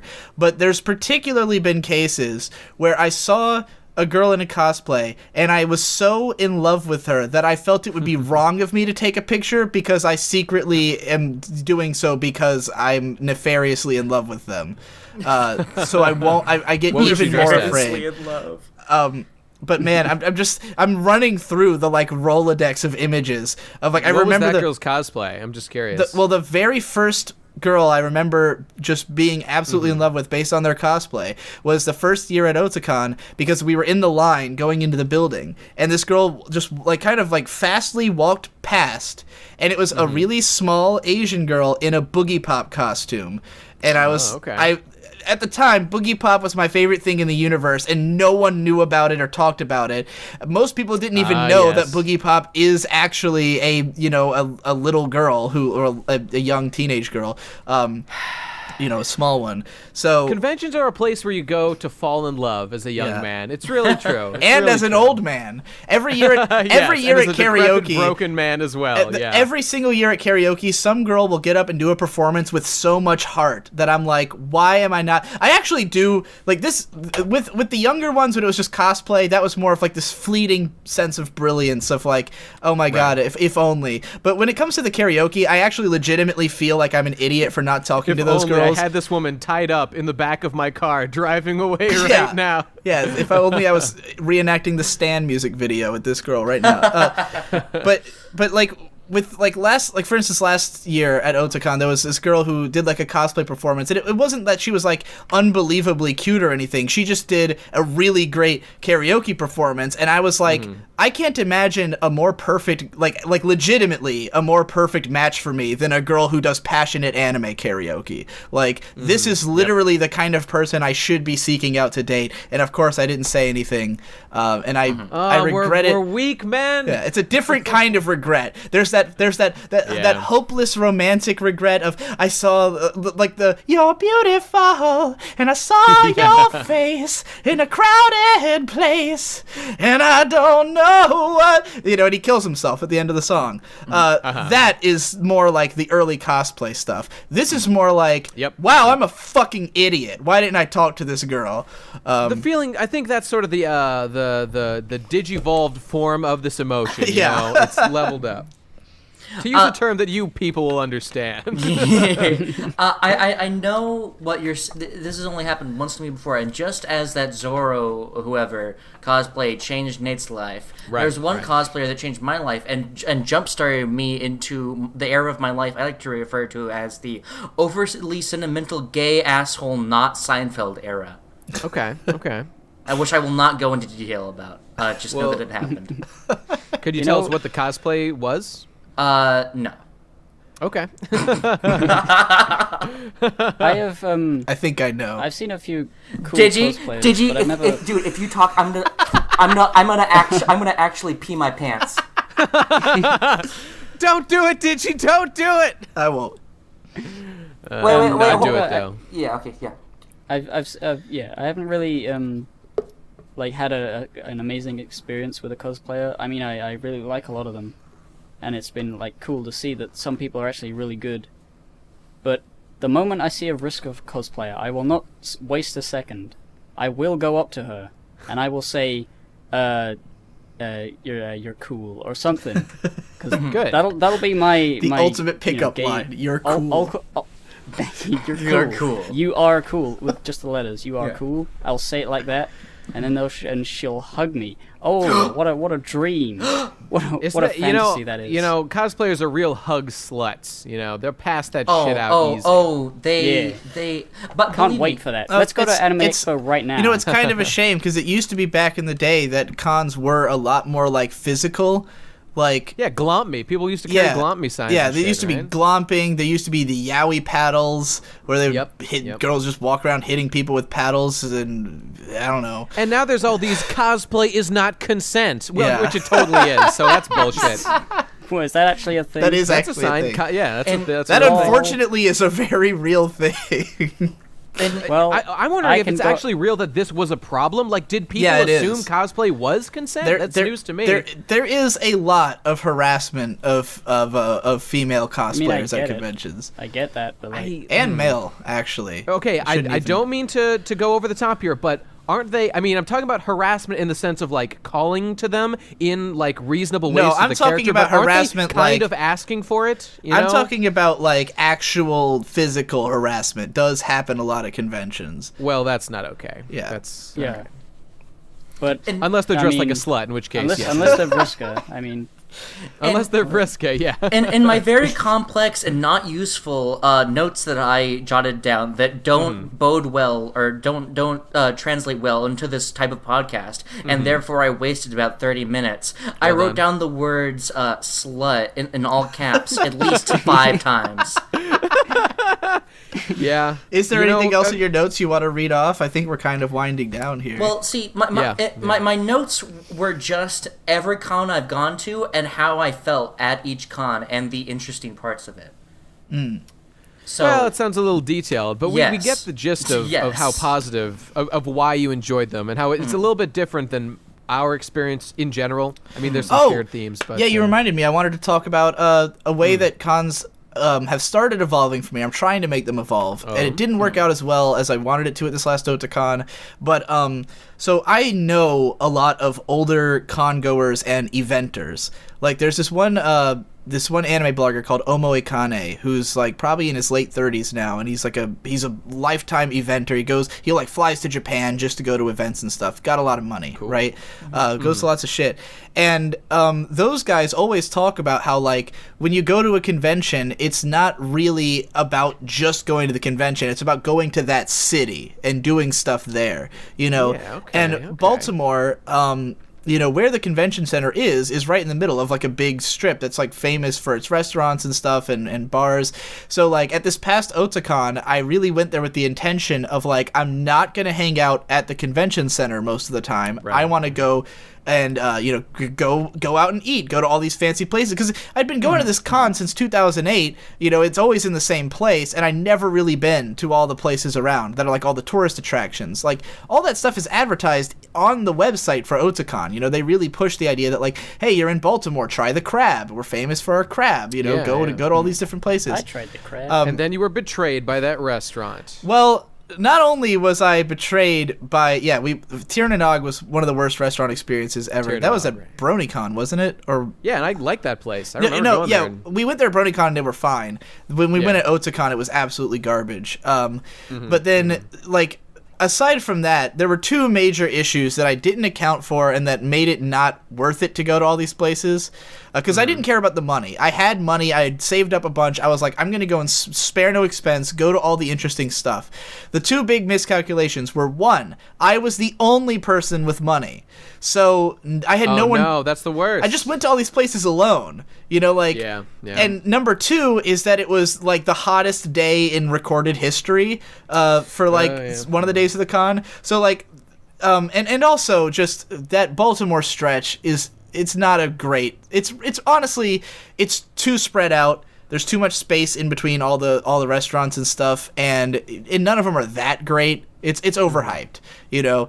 I remember one point I like walked a mile in the fucking unbelievable heat, you know, sweating fucking balls. And I went to some crab place, and it was, I don't even really like crab. Like I was hoping that by eating like such a high class crab that it would be different, but no, it's just crab, you know. So Yep, I was like, well, crab. fuck these restaurants, fuck this town, fuck Baltimore. I'll go somewhere else. But I do think that's a very interesting way to explore conventions, is to not just worry about the convention. And I kind of learned more of that from BronyCon, where each year at BronyCon, I only spent like probably half of it in the con. Spent a lot of time in hotel rooms with other people, you know. Unfortunately, not having sex. We went to like no fucking panels. Didn't even. Yeah, no, we literally, other than the panel we ran, we did not attend a single thing at the last BronyCon we went to. I think you're right. We just sat around. And it was a much better time for it. Yeah. Although that year there fucking was no seating anywhere. Like we spent the whole first day just looking for where to sit. They fucking roped off our spot too, which was fucking bullshit. Yeah, it was retarded. That was a huge part of why I didn't want to go back, because I was like, you know, it'd be one thing if we were all gonna go and sit, but there wasn't even anywhere to sit. We were like fucking roaming around looking for where we could fucking hang out. That was fucking garbage. But yeah, I hang out in a lot of hotel rooms, hang out with people, you know, stuff like what Bunny Hop just did at MagFest, where he made that video about the Sony PlayStation, where it's like, you know, he got to go like into this very exclusive room where Nintendo PlayStation. Yeah, that's what I meant. The Nintendo PlayStation, and you know, and there's video of like him doing VR with Jeff and shit like that. Like that's fun stuff at conventions that people don't take into account when they think about it, and that's the element I'd like to explore more going to conventions in the future, especially the money spending part. Like it's a great way to just treat it as a vacation and go to a bunch of places. Unfortunately, if all your friends are fucking poor, then you're gonna do all that stuff alone, which is, you know, when you go to an expensive restaurant by yourself, all you're thinking about is how much money you're spending on the food. Like there's no thought. Like that's all it is. It's like I sit down and I go, this is a $16 crab cake. I'm about to spend $16. So all I'm thinking while I'm eating it is this worth $16? This probably isn't worth $16, you know. Yep. Yeah. Dude, conventions are great. All this talk about how you don't like conventions just convinced me even more that I love conventions. I mean, I wasn't trying to present the idea that I don't like conventions, just that as I've gotten older, what I get out of them has changed, and I definitely think I will enjoy them again if I go about them differently. Going with the crowd I've been going with, where we all just kind of split up and go our own ways, is not fun. No. You know, that's why we're gonna stick together, bro. I'm gonna be on your ass like your dick is fucking gay, which is very. both of those can be preceded with the adjective very. And also, I don't know where your hotel is, Munchie, in relative to the convention. It's like right next to it. Yeah, I highly advise everyone, if you're going to a con, plan ahead, get a fucking room near the convention. It's so much vastly superior. It's like a whole different world when you're close enough. And this past Otakon, we tried to do that. And think about how you're going to get girls back to your room, guys. Plan your route. Plan out how you're going to do that shit. I mean, even beyond that, just like every year at these conventions, we would always get a hotel that's like 10 minutes out of town, and like you can't hang out and drink all night because like especially if you're sharing a room, if even one person gets tired, you know, then it's like the rest of us are holding that person, like forcing them to be at the con while we do our shit, you know, and then you know, we all have to leave at a certain time. There's sort of like a curfew, and you can't just hang out and enjoy it at your own pace or anything. And then, like, this past year, we got a place that was, like, close enough to the convention that it could be walked, but it was a fucking 40-minute walk, so it was not fun, especially in that heat. Like, we ended up, you know, my friends mostly ended up taking, like, Lyft to and from the convention. It was like, that's what I would do. You know, it wasn't even worth it. To walk that distance. So, like, by all means, get a place nearby. It makes it so much easier to hang out and enjoy the atmosphere. So, okay.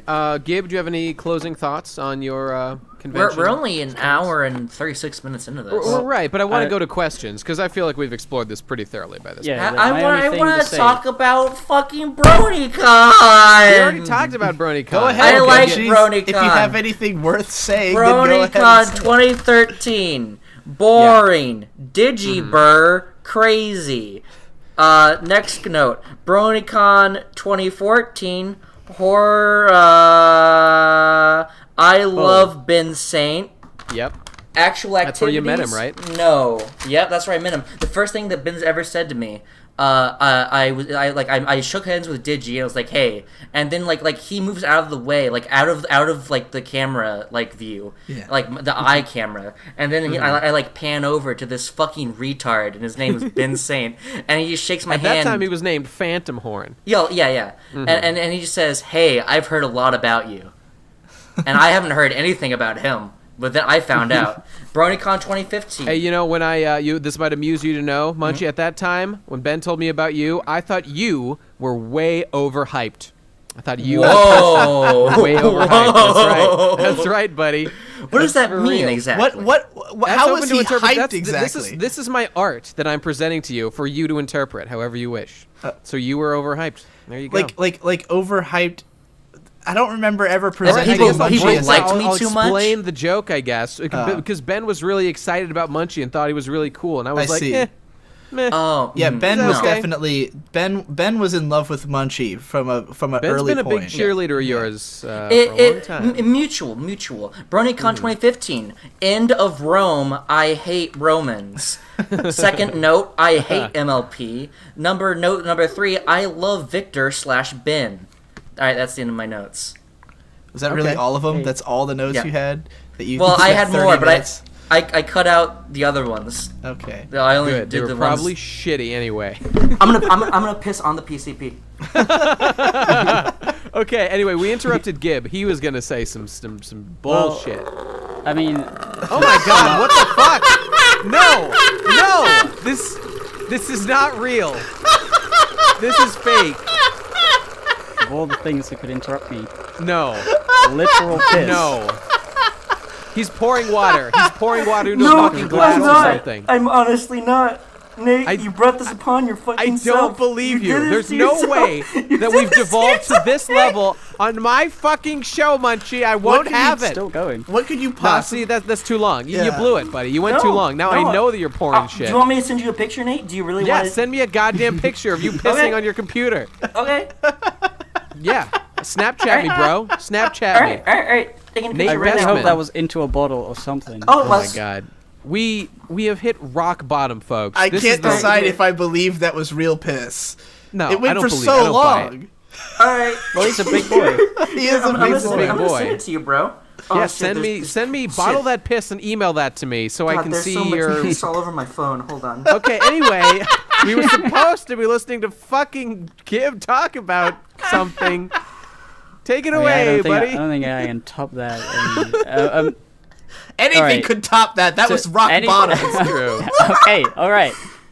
I'm gonna go to, I don't know, what was it, Anime Expo where there's Homestuck stuff. Yeah.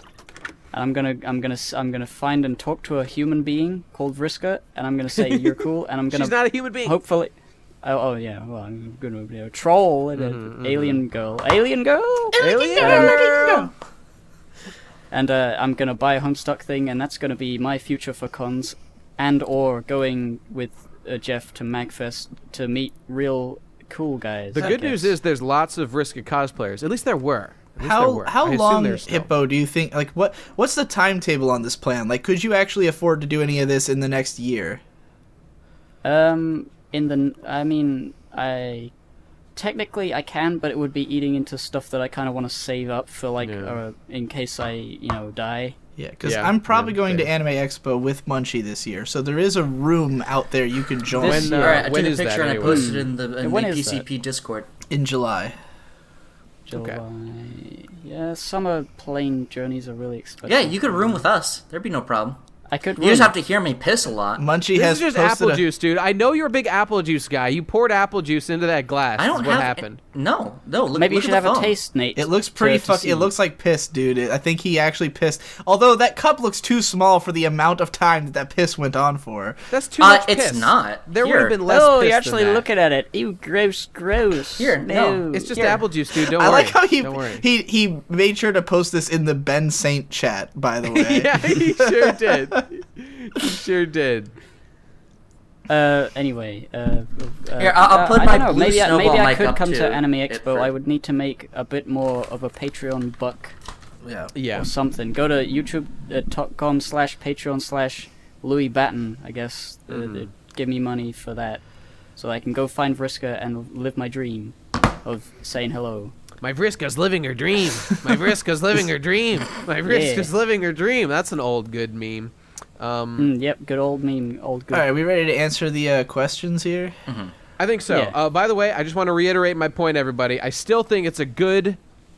I think that's a wise policy. It's for children. Conventions are for children. Take your kids somewhere if you want them to be indoctrinated into that culture and to have some crazy experiences because they're kids and they don't know what real life is like yet.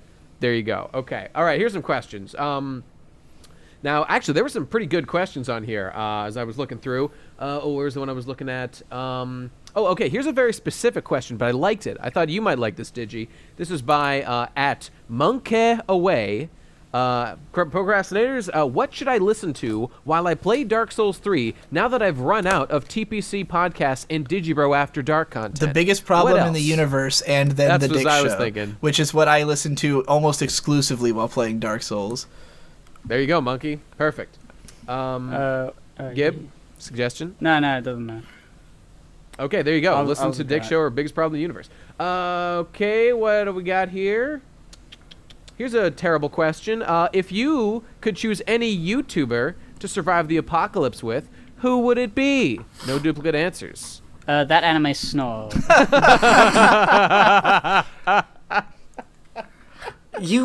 How fast would you fucking die? And he would be Movie Bob, because there's plenty of meat on it. Yes, that's smart. I could survive for quite a while on that. I'm would choose. I'm gonna pick Nate, go the ahead. only other human who's responsible that I know other than myself. So because we'll probably actually figure out what we're doing. That's true. I would choose. Lacey Green. Oh, because well, she has yeah. those. Because she's a dirty slut. And she's got wide birthing hips, so it could could quickly create a new human race, and that would be she's a breeder. She's my breeder, is what I'm picking her for. So why did I stick? This is why I can't get a girlfriend. I only think about my stupid guy friends. I never think about women out there in the world that I could be trapping on an island about with women, me. but I couldn't think of like a YouTuber who is a female. We're trapping in a post-apocalypse. SS Sniper Wolf. She's. Oh, God, it doesn't even matter. Like the answer should have just been any female. If it's just the only two of you, that'd be the thing to do.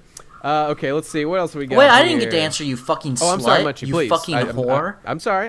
Please go ahead. It would be any female, obviously. You didn't let me have my input. Okay. You could sex change Ben Saint and bring him. Oh, no, that wouldn't work out well. No, that would be against nature. That'd be against God. Oh my God. There's so much piss in my fucking... There's this one person asking these incredibly emotional questions. I like how much he went so far for that piss joke that it's like ruined. Like he's now uncomfortably sitting covered in piss, and like it really is really fucking sad. Like how much like piss didn't go into the cup. For an audio only piss joke that he could have faked easily, he went all out.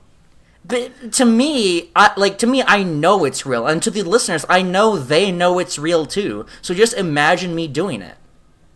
Hey, this person. Okay, well, I'm gonna answer this one real quick. At Riperoni Pasta.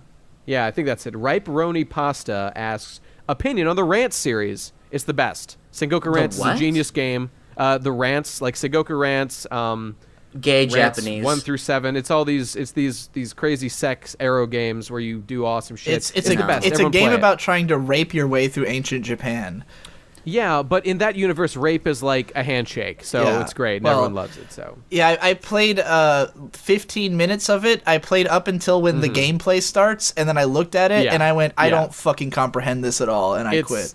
It's fucking brutal. But it's one of the hardest games I've ever played. I have a hug pillow of Uesugi Kenshin. Didn't know who she was for like years. I got it because it was like I bought a manga magazine from Japan that was only $30 like after shipping, and it came with a free Dakimakura. So it was like the best deal in the world. I'd buy that. Yeah, me and my friend Danson both bought it. We both bought the same set because he just like told me about it. He was like, "Hey, free Dakimakura," and I was like, "Well, shit. I only wanted it for weeb cred." Like Of course. I mean, of most course. of what's in my room is not here because I like it. It's here because I wanted to have an otaku room. Because back in the day, that was like a thing that people would post these images of the otaku room, which is like no white space anywhere. It's all anime posters and shit. And I always thought that was super cool, and I wanted to have it. So. And you're carrying that torch to this very I'm starting day. to work on the ceiling. I've put up a line of posters, but they look like my shit and they God. keep falling. So and I'm realizing that it's going to take even more posters than I thought to cover my whole ceiling. So, Jesus. but I got to do it before I move. To note on that poster yeah. things, and it goes slightly back to the cons, another reason why I actually like conventions is because I live in literally like minimalist like a painting. Like I have nothing in my room. I have no possessions. Why? Like I'm looking up at my like the only things that decorate my room as a like the only thing that isn't plain white walls is an American flag and like 2 Undertale posters. I don't understand. What fills the hole in your life left by not having any human companionship if you don't have stuff? How do you live? Myself and piss and botflies. Is it? Botfly. Yeah, how'd you get the Is it piss less out than through all those Davu's room? botflies in your room? Well, they joined in too. Oh, okay. Munchies, do you have less stuff than Davu in his room? You know what? I actually have one more poster than he has. Incredible. So, yeah. Impressive. Mm-hmm. Okay, let's move along here. A bunch of questions by this guy, but let's only answer one decent one by @GypsyGypsy. Who are your Smash Bros mains and why? He said in all caps. Okay. No. Shut the fuck up. This is my question. This is my question. Okay. When I was a little baby boy, when I was a little Baptist boy whipper, I loved Kirby. And so I played Kirby. I got really good as Kirby. This was in Brawl. I played Melee a lot, but I didn't play Melee a lot. I played Brawl a lot, and I played Brawl a lot. So in Brawl, I really liked to play Kirby. And then Smash 4 came out, and I was like, Kirby definitely is the worst character in this entire fucking game, and I'm really upset. But I really like Kirby, so I'm gonna stay like a Kirby guy, not like the guy Kirby, but as in like the greater like expanded Star Wars universe Kirby. So I played DDD. I know how to play DDD a lot. I like DDD. He's a good guy. He's really slow. I'm slow, and not in the mental way. I'm the fastest guy around, but I'm slow as in I'm really fat and I can't move my limbs. And I also piss way too much because I'm full of piss. Anyway, and also I really like Mewtwo because Mewtwo is like really good in that game, and he's also fun. Ganondorf is fun because he's like big and like dude like fuck has like a huge dick, like huger than my like forearm. He's like a huge like horse dick. And yes, I love Super Smash Bros. Please, I'm honestly I'm drooling right now. All right, let's keep it together. Ganondorf's pretty good in 4. I think he's fun to play, but Oh, he's fun to play, but if tier lists are any way to view the game, then he's like the worst tier fucking lists. character. I cry tears. Yeah, when I was people gonna talk say about I have a tier tear lists. on my cheek every time Yeah, they talk I mean, about tier you're right. lists. You're right. You are correct. I can't even like I played Smash. agree. I know in Smash 1, I played Pikachu, but that game's ancient and grappling with the onset of menopause. And What? it's a line from Billy and Mandy. In Super Smash Bros. Melee, I think I played Pikachu briefly and then Link or something. I don't know. All I know is eventually I found Samus, and I've been playing Samus for like 8 years, and she's the only character I'm any good with. And as the people here can attest to, am I not actually a pretty okay Samus player? It was true. funny That's true. when I played you on Digibros. I expected you to be like literally the worst player in the entire fucking world. Yeah, everyone thinks But- I'm just garbage at all video games, but I've been playing Samus for so fucking long that I can actually do it. I still beat you. It was Yeah. easy. Well, it helps That's that I true. have the way I play her is different from I think how anybody else plays Smash at all. So it's Yeah. Is I that think an it's excuse or well, something? what I'm saying is I think it's just.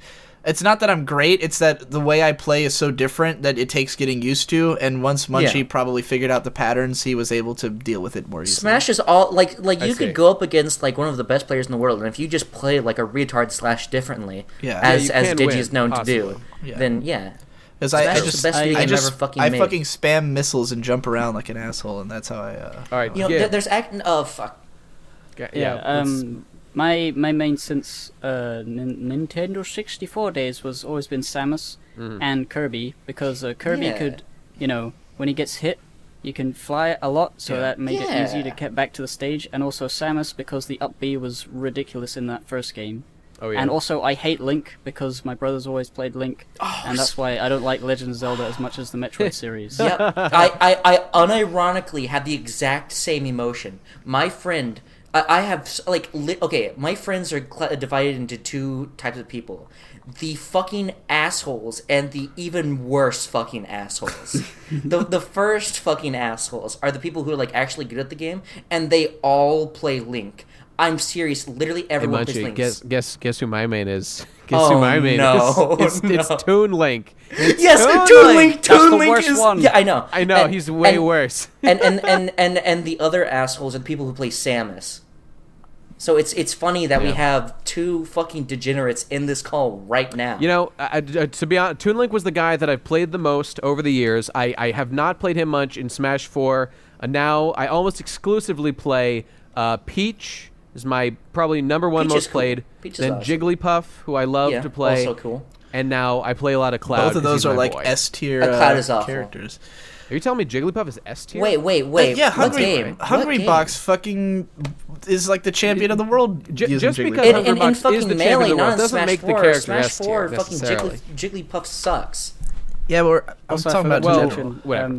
I forgot to mention Pacifist Donkey Kong is also. Oh yeah, I was That's a good gonna name. ask you everyone to should try I was that. gonna ask you to explain that, but then I remembered we do it in the Smash Let's Play that I haven't uploaded yet. Yeah. Which is so funnily that enough, shit. like during RadCon, I actually edited and uploaded that video, but the audio sync was like 30 seconds off, so I was gonna resync it, and I just haven't gotten around to it yet. So that that video's been uploaded on private for like 3 weeks, and I just haven't fixed it.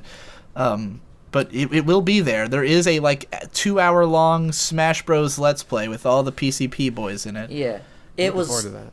It could have been better. Okay, let's yes. let's move along here. We don't got time to spend on Smash Bros all day here. Yes, we do. What? Okay, by Ennui on Me. Once again, hey there, Ennui. What is one medium you want to create in, but probably never will? Oh, Comics. a lot. Just one. Just pick one. Let's not fuck around. and go Anime. crazy. Anime. Yeah. Okay. There you go.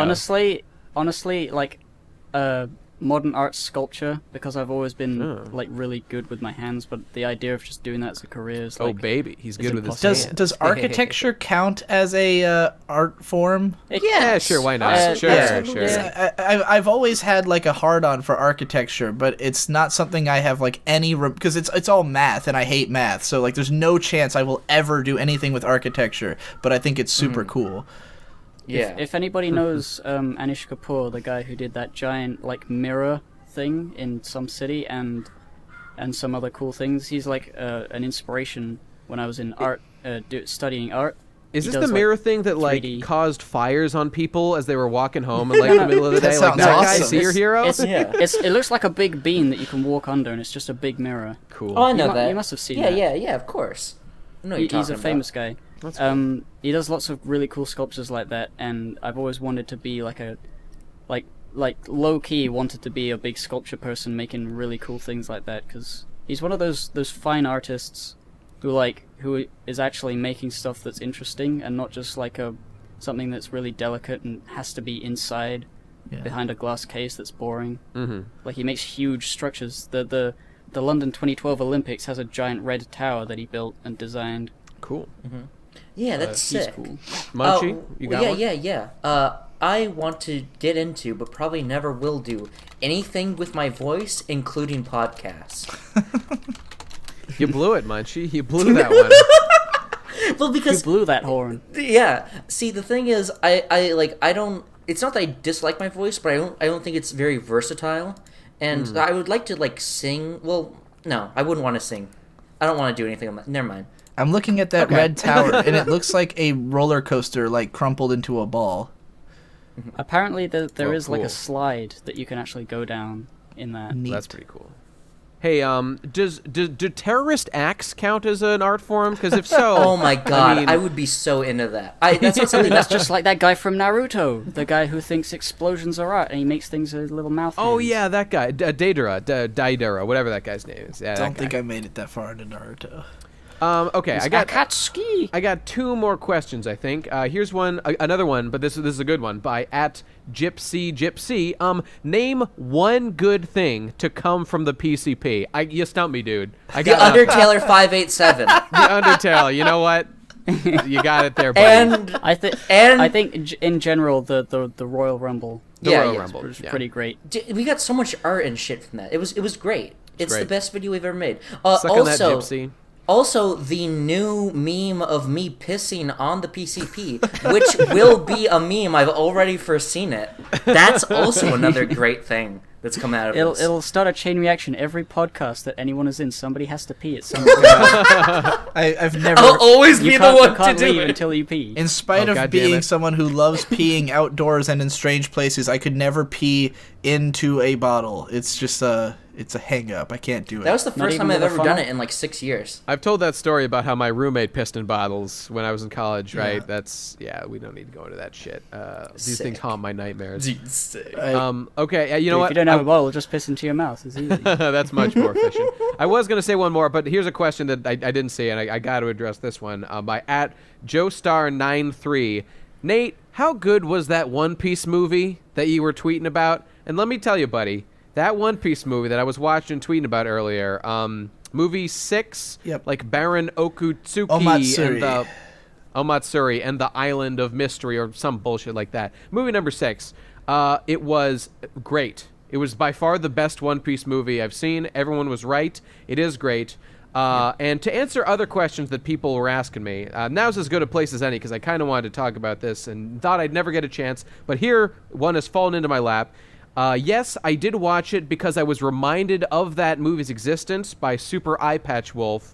And watching his new video about One Piece today. Did not love his video, and I watched that movie only because I was reminded that it exists and do So not want fucking cucks defensive. like him I know. to lord the fact that they've seen that movie over Literally me no one any cared. longer. I care, all right? And by the way, he's dead wrong. That is not a great place to get into One Piece. Start Yeah. from chapter 1 of the manga. Don't listen to him. He's an idiot.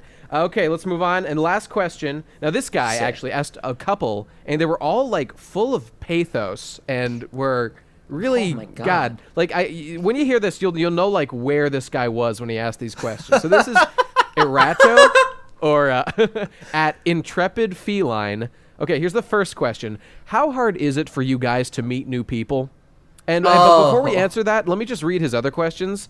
Next one, what advice do you guys give to trying to make friends? And then the next one is, how talkative are you guys outside of the podcast? So I'm starting to get the kind of guy that this is. And brother, I love you. And I want to legitimately answer these questions. So who wants to take any of those? Well, I will say that the reason we talk to each other is not because we're good at meeting new people. It's because we like the content that each other makes. Yeah. Right.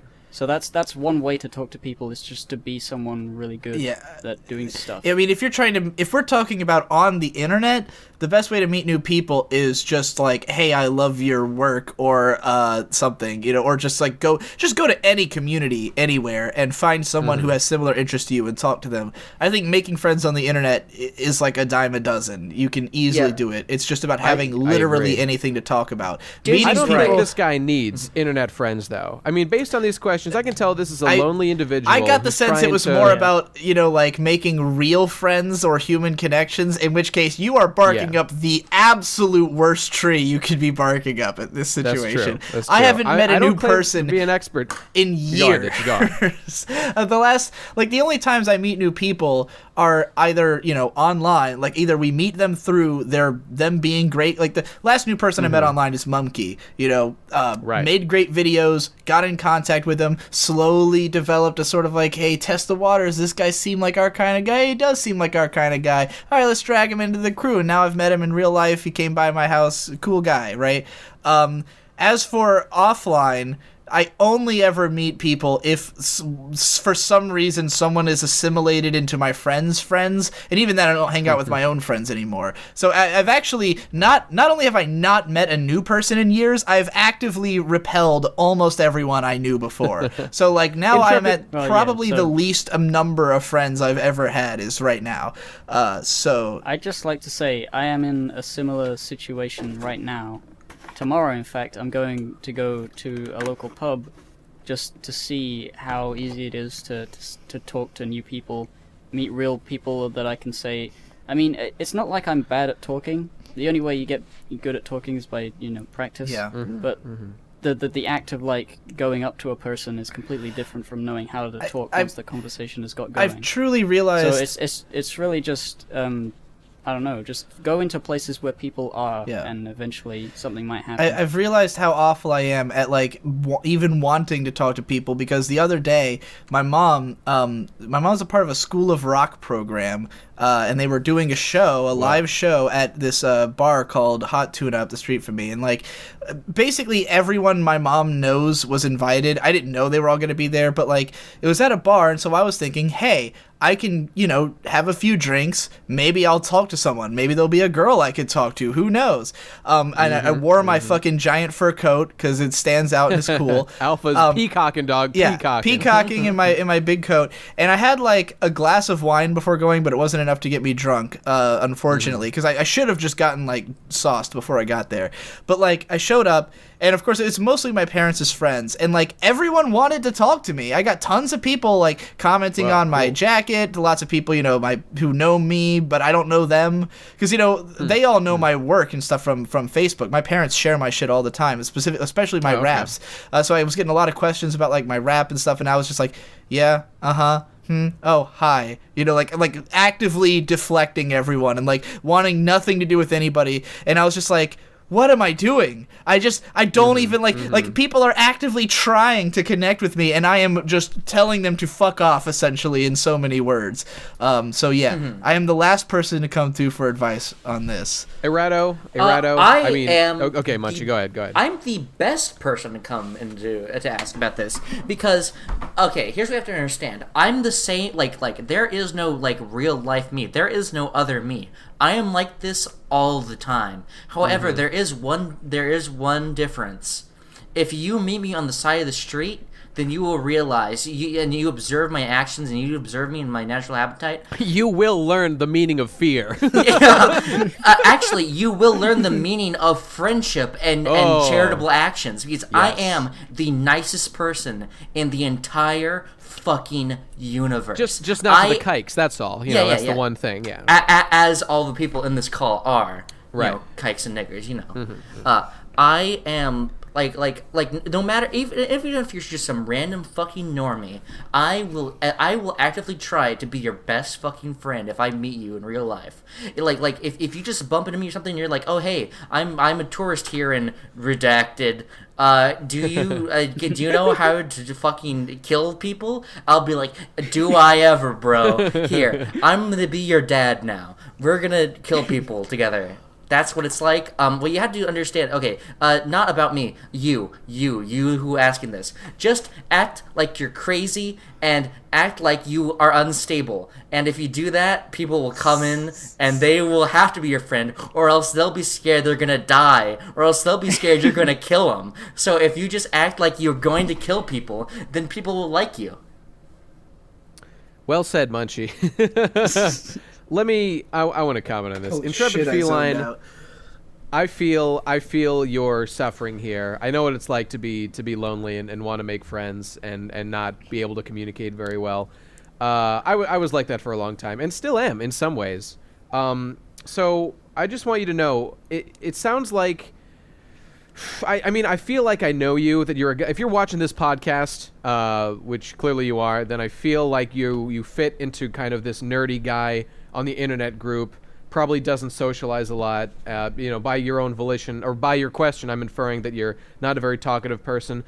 I would just highly recommend that you just change your life in such ways, and it doesn't have to be drastic, but just try to make changes in your life where you're around more people more of the time. Because really, what you're talking about is grinding a skill set of communication and like meeting new people. So like, just if you can, try to make changes in your life that put you in contact with a lot of people so that you can, you know, kind of grind up your talking skills as fast as possible, and put you in contact with lots of people so that you, as fast as possible, will meet people that you find a kinship with. And like, and I wouldn't really recommend like pursuing internet friendships that much, because there's just, as human beings, there's just such a great benefit to having like contact with people physically and face to face, as opposed to talking online, which can, you know, cause all kinds of problems. So, you know, just try to get out there more and make like small changes, like go to the library and do your homework there instead of doing it in your room or something like that. Because, you know, there'll be people there, maybe they'll say something, and try to push yourself little by little to say things that maybe you don't feel comfortable saying right now, like maybe complimenting somebody, or if someone's got a shirt with something that you like if someone's wearing a fucking Death Note shirt, dude, get in there. Let him know that it's your favorite anime. You know, That's not a joke. Shit like that. That is why I wore, you know, I wore anime shirts my entire like young life, and I just, looking back at myself, I know it was that so I would get people to comment on them so I could make friends. And that is a weird thing, because people didn't. So be the hero who does, man. They want to be talked to about that if they're wearing them. Be empowered. I've never like really worn shirts with like logos and stuff on them, because I just generally thought, it's tacky. I'll just wear a t-shirt that is a color. Yeah. And nobody comes up to me. But then that one time at BronyCon, where I was wearing the Sweet Bro and Hella Jeff shirt, a guy cosplaying as Dave looked at me. He was also very shy, and we didn't really approach each other. We were saying, "Hey, you're wearing my stuff," and I was like, "Yeah, stuff." And Method but it was acting, like bro. it was cool. It was like, I'm with you. You know, I'd never really experienced that much before. To expand, and that's kind of the magic of cons, you know. Shared Mm-hmm. experiences can bloom into friendships, you know. To expand on that point, like, not just that you should go up and talk to other people if they're wearing something cool, but if someone talks to you, make sure you like. That's true. Be prepared. That's the other half. Because for me, I actually get, it's shocking how much I get talked to when I'm out and how little I say in response, because I'm always wearing something fucking weird, something that attracts attention. I go around in a bathrobe, and everywhere I go, people are like, "Oh man, you look comfortable," you know, and it's like they're being like genuinely friendly, and all I ever do is go like, yeah, you know, like there's very few times that I actually go and like try to make that into a conversation. It's not hard to do. All the time when I'm out, because you know I eat out like every day, and I'll hear people having dude, pew pew, Yeah. eating out every day, dog. I'll hear people having like just conversations all the time. You know, the other day I was at a Filipino restaurant. Someone came in and they're just, you know, they're waiting for their food to be cooked, so they just strike up a conversation with the cashier, and the two of them are just shooting the shit about whatever. And like if you talk to someone like that, you know, you might become friends with them maybe you'll realize that they're really fun to talk to, you know. And I went up to the counter and I was standing there, and the guy had the guy at the cash register who I'd just been listening to have this conversation with just some guy. I'm looking, and there's a 3DS right there with the Majora's Mask logo on it. And I'm thinking to myself, just say, what are you playing?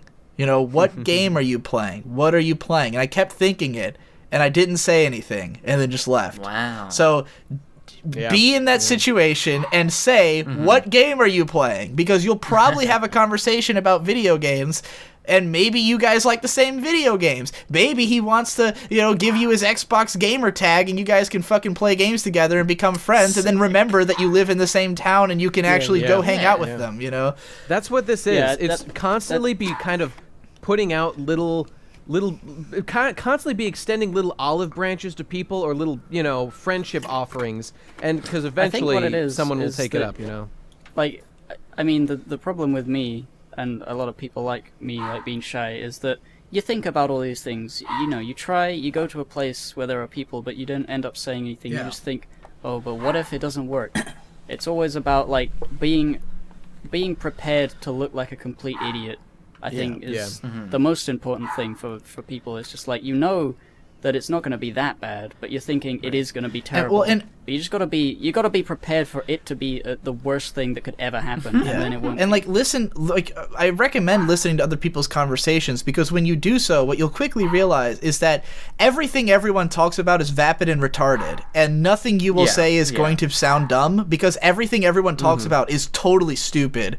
Like, people just get, like that guy having the conversation at the counter. It's just like, oh yeah, this Trump guy, hoo ho, like, yep, yeah, hey, like, not even saying words, just like, just emitting sounds from your mouth is enough. It's just about the human connection. They're not having a conversation that's meaningful or interesting. They just want to, I'm sitting in a place with another human, let's, make it not quiet in here. Like, that's all people want. You don't have to come on, you don't have to be a charming, cool, smart, funny guy. You just have to be willing to talk, and you're in, Just about togetherness and feeling like you're in the part of the same community as one another. I just want to leave you with like an action plan here.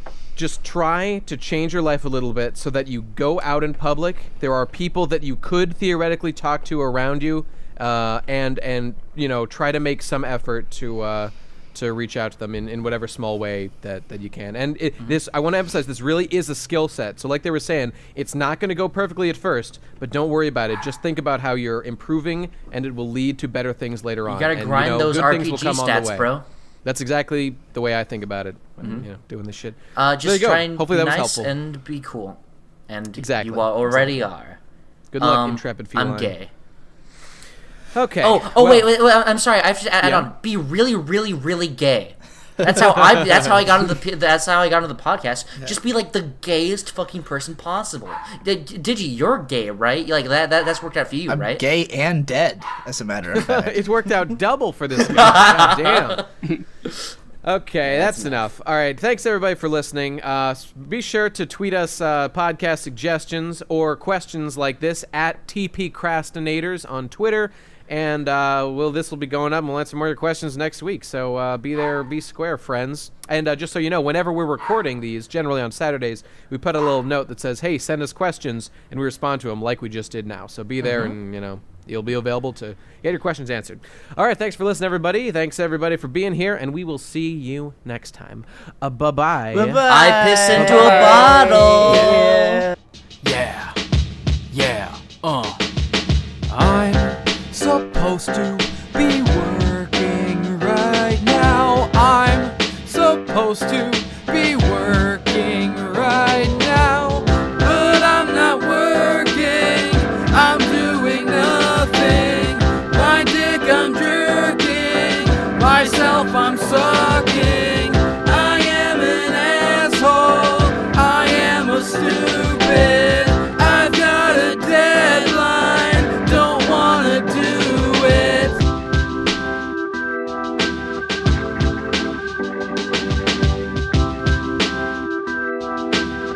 What the hell is wrong with me? I'm supposed to be making money. I'm supposed to be creating funny things that the people gladly will pay for. Artistic genius, that's what they came for. Instead I'm tweeting, hashtag repeating. That's why there's no heat and holes in the ceiling.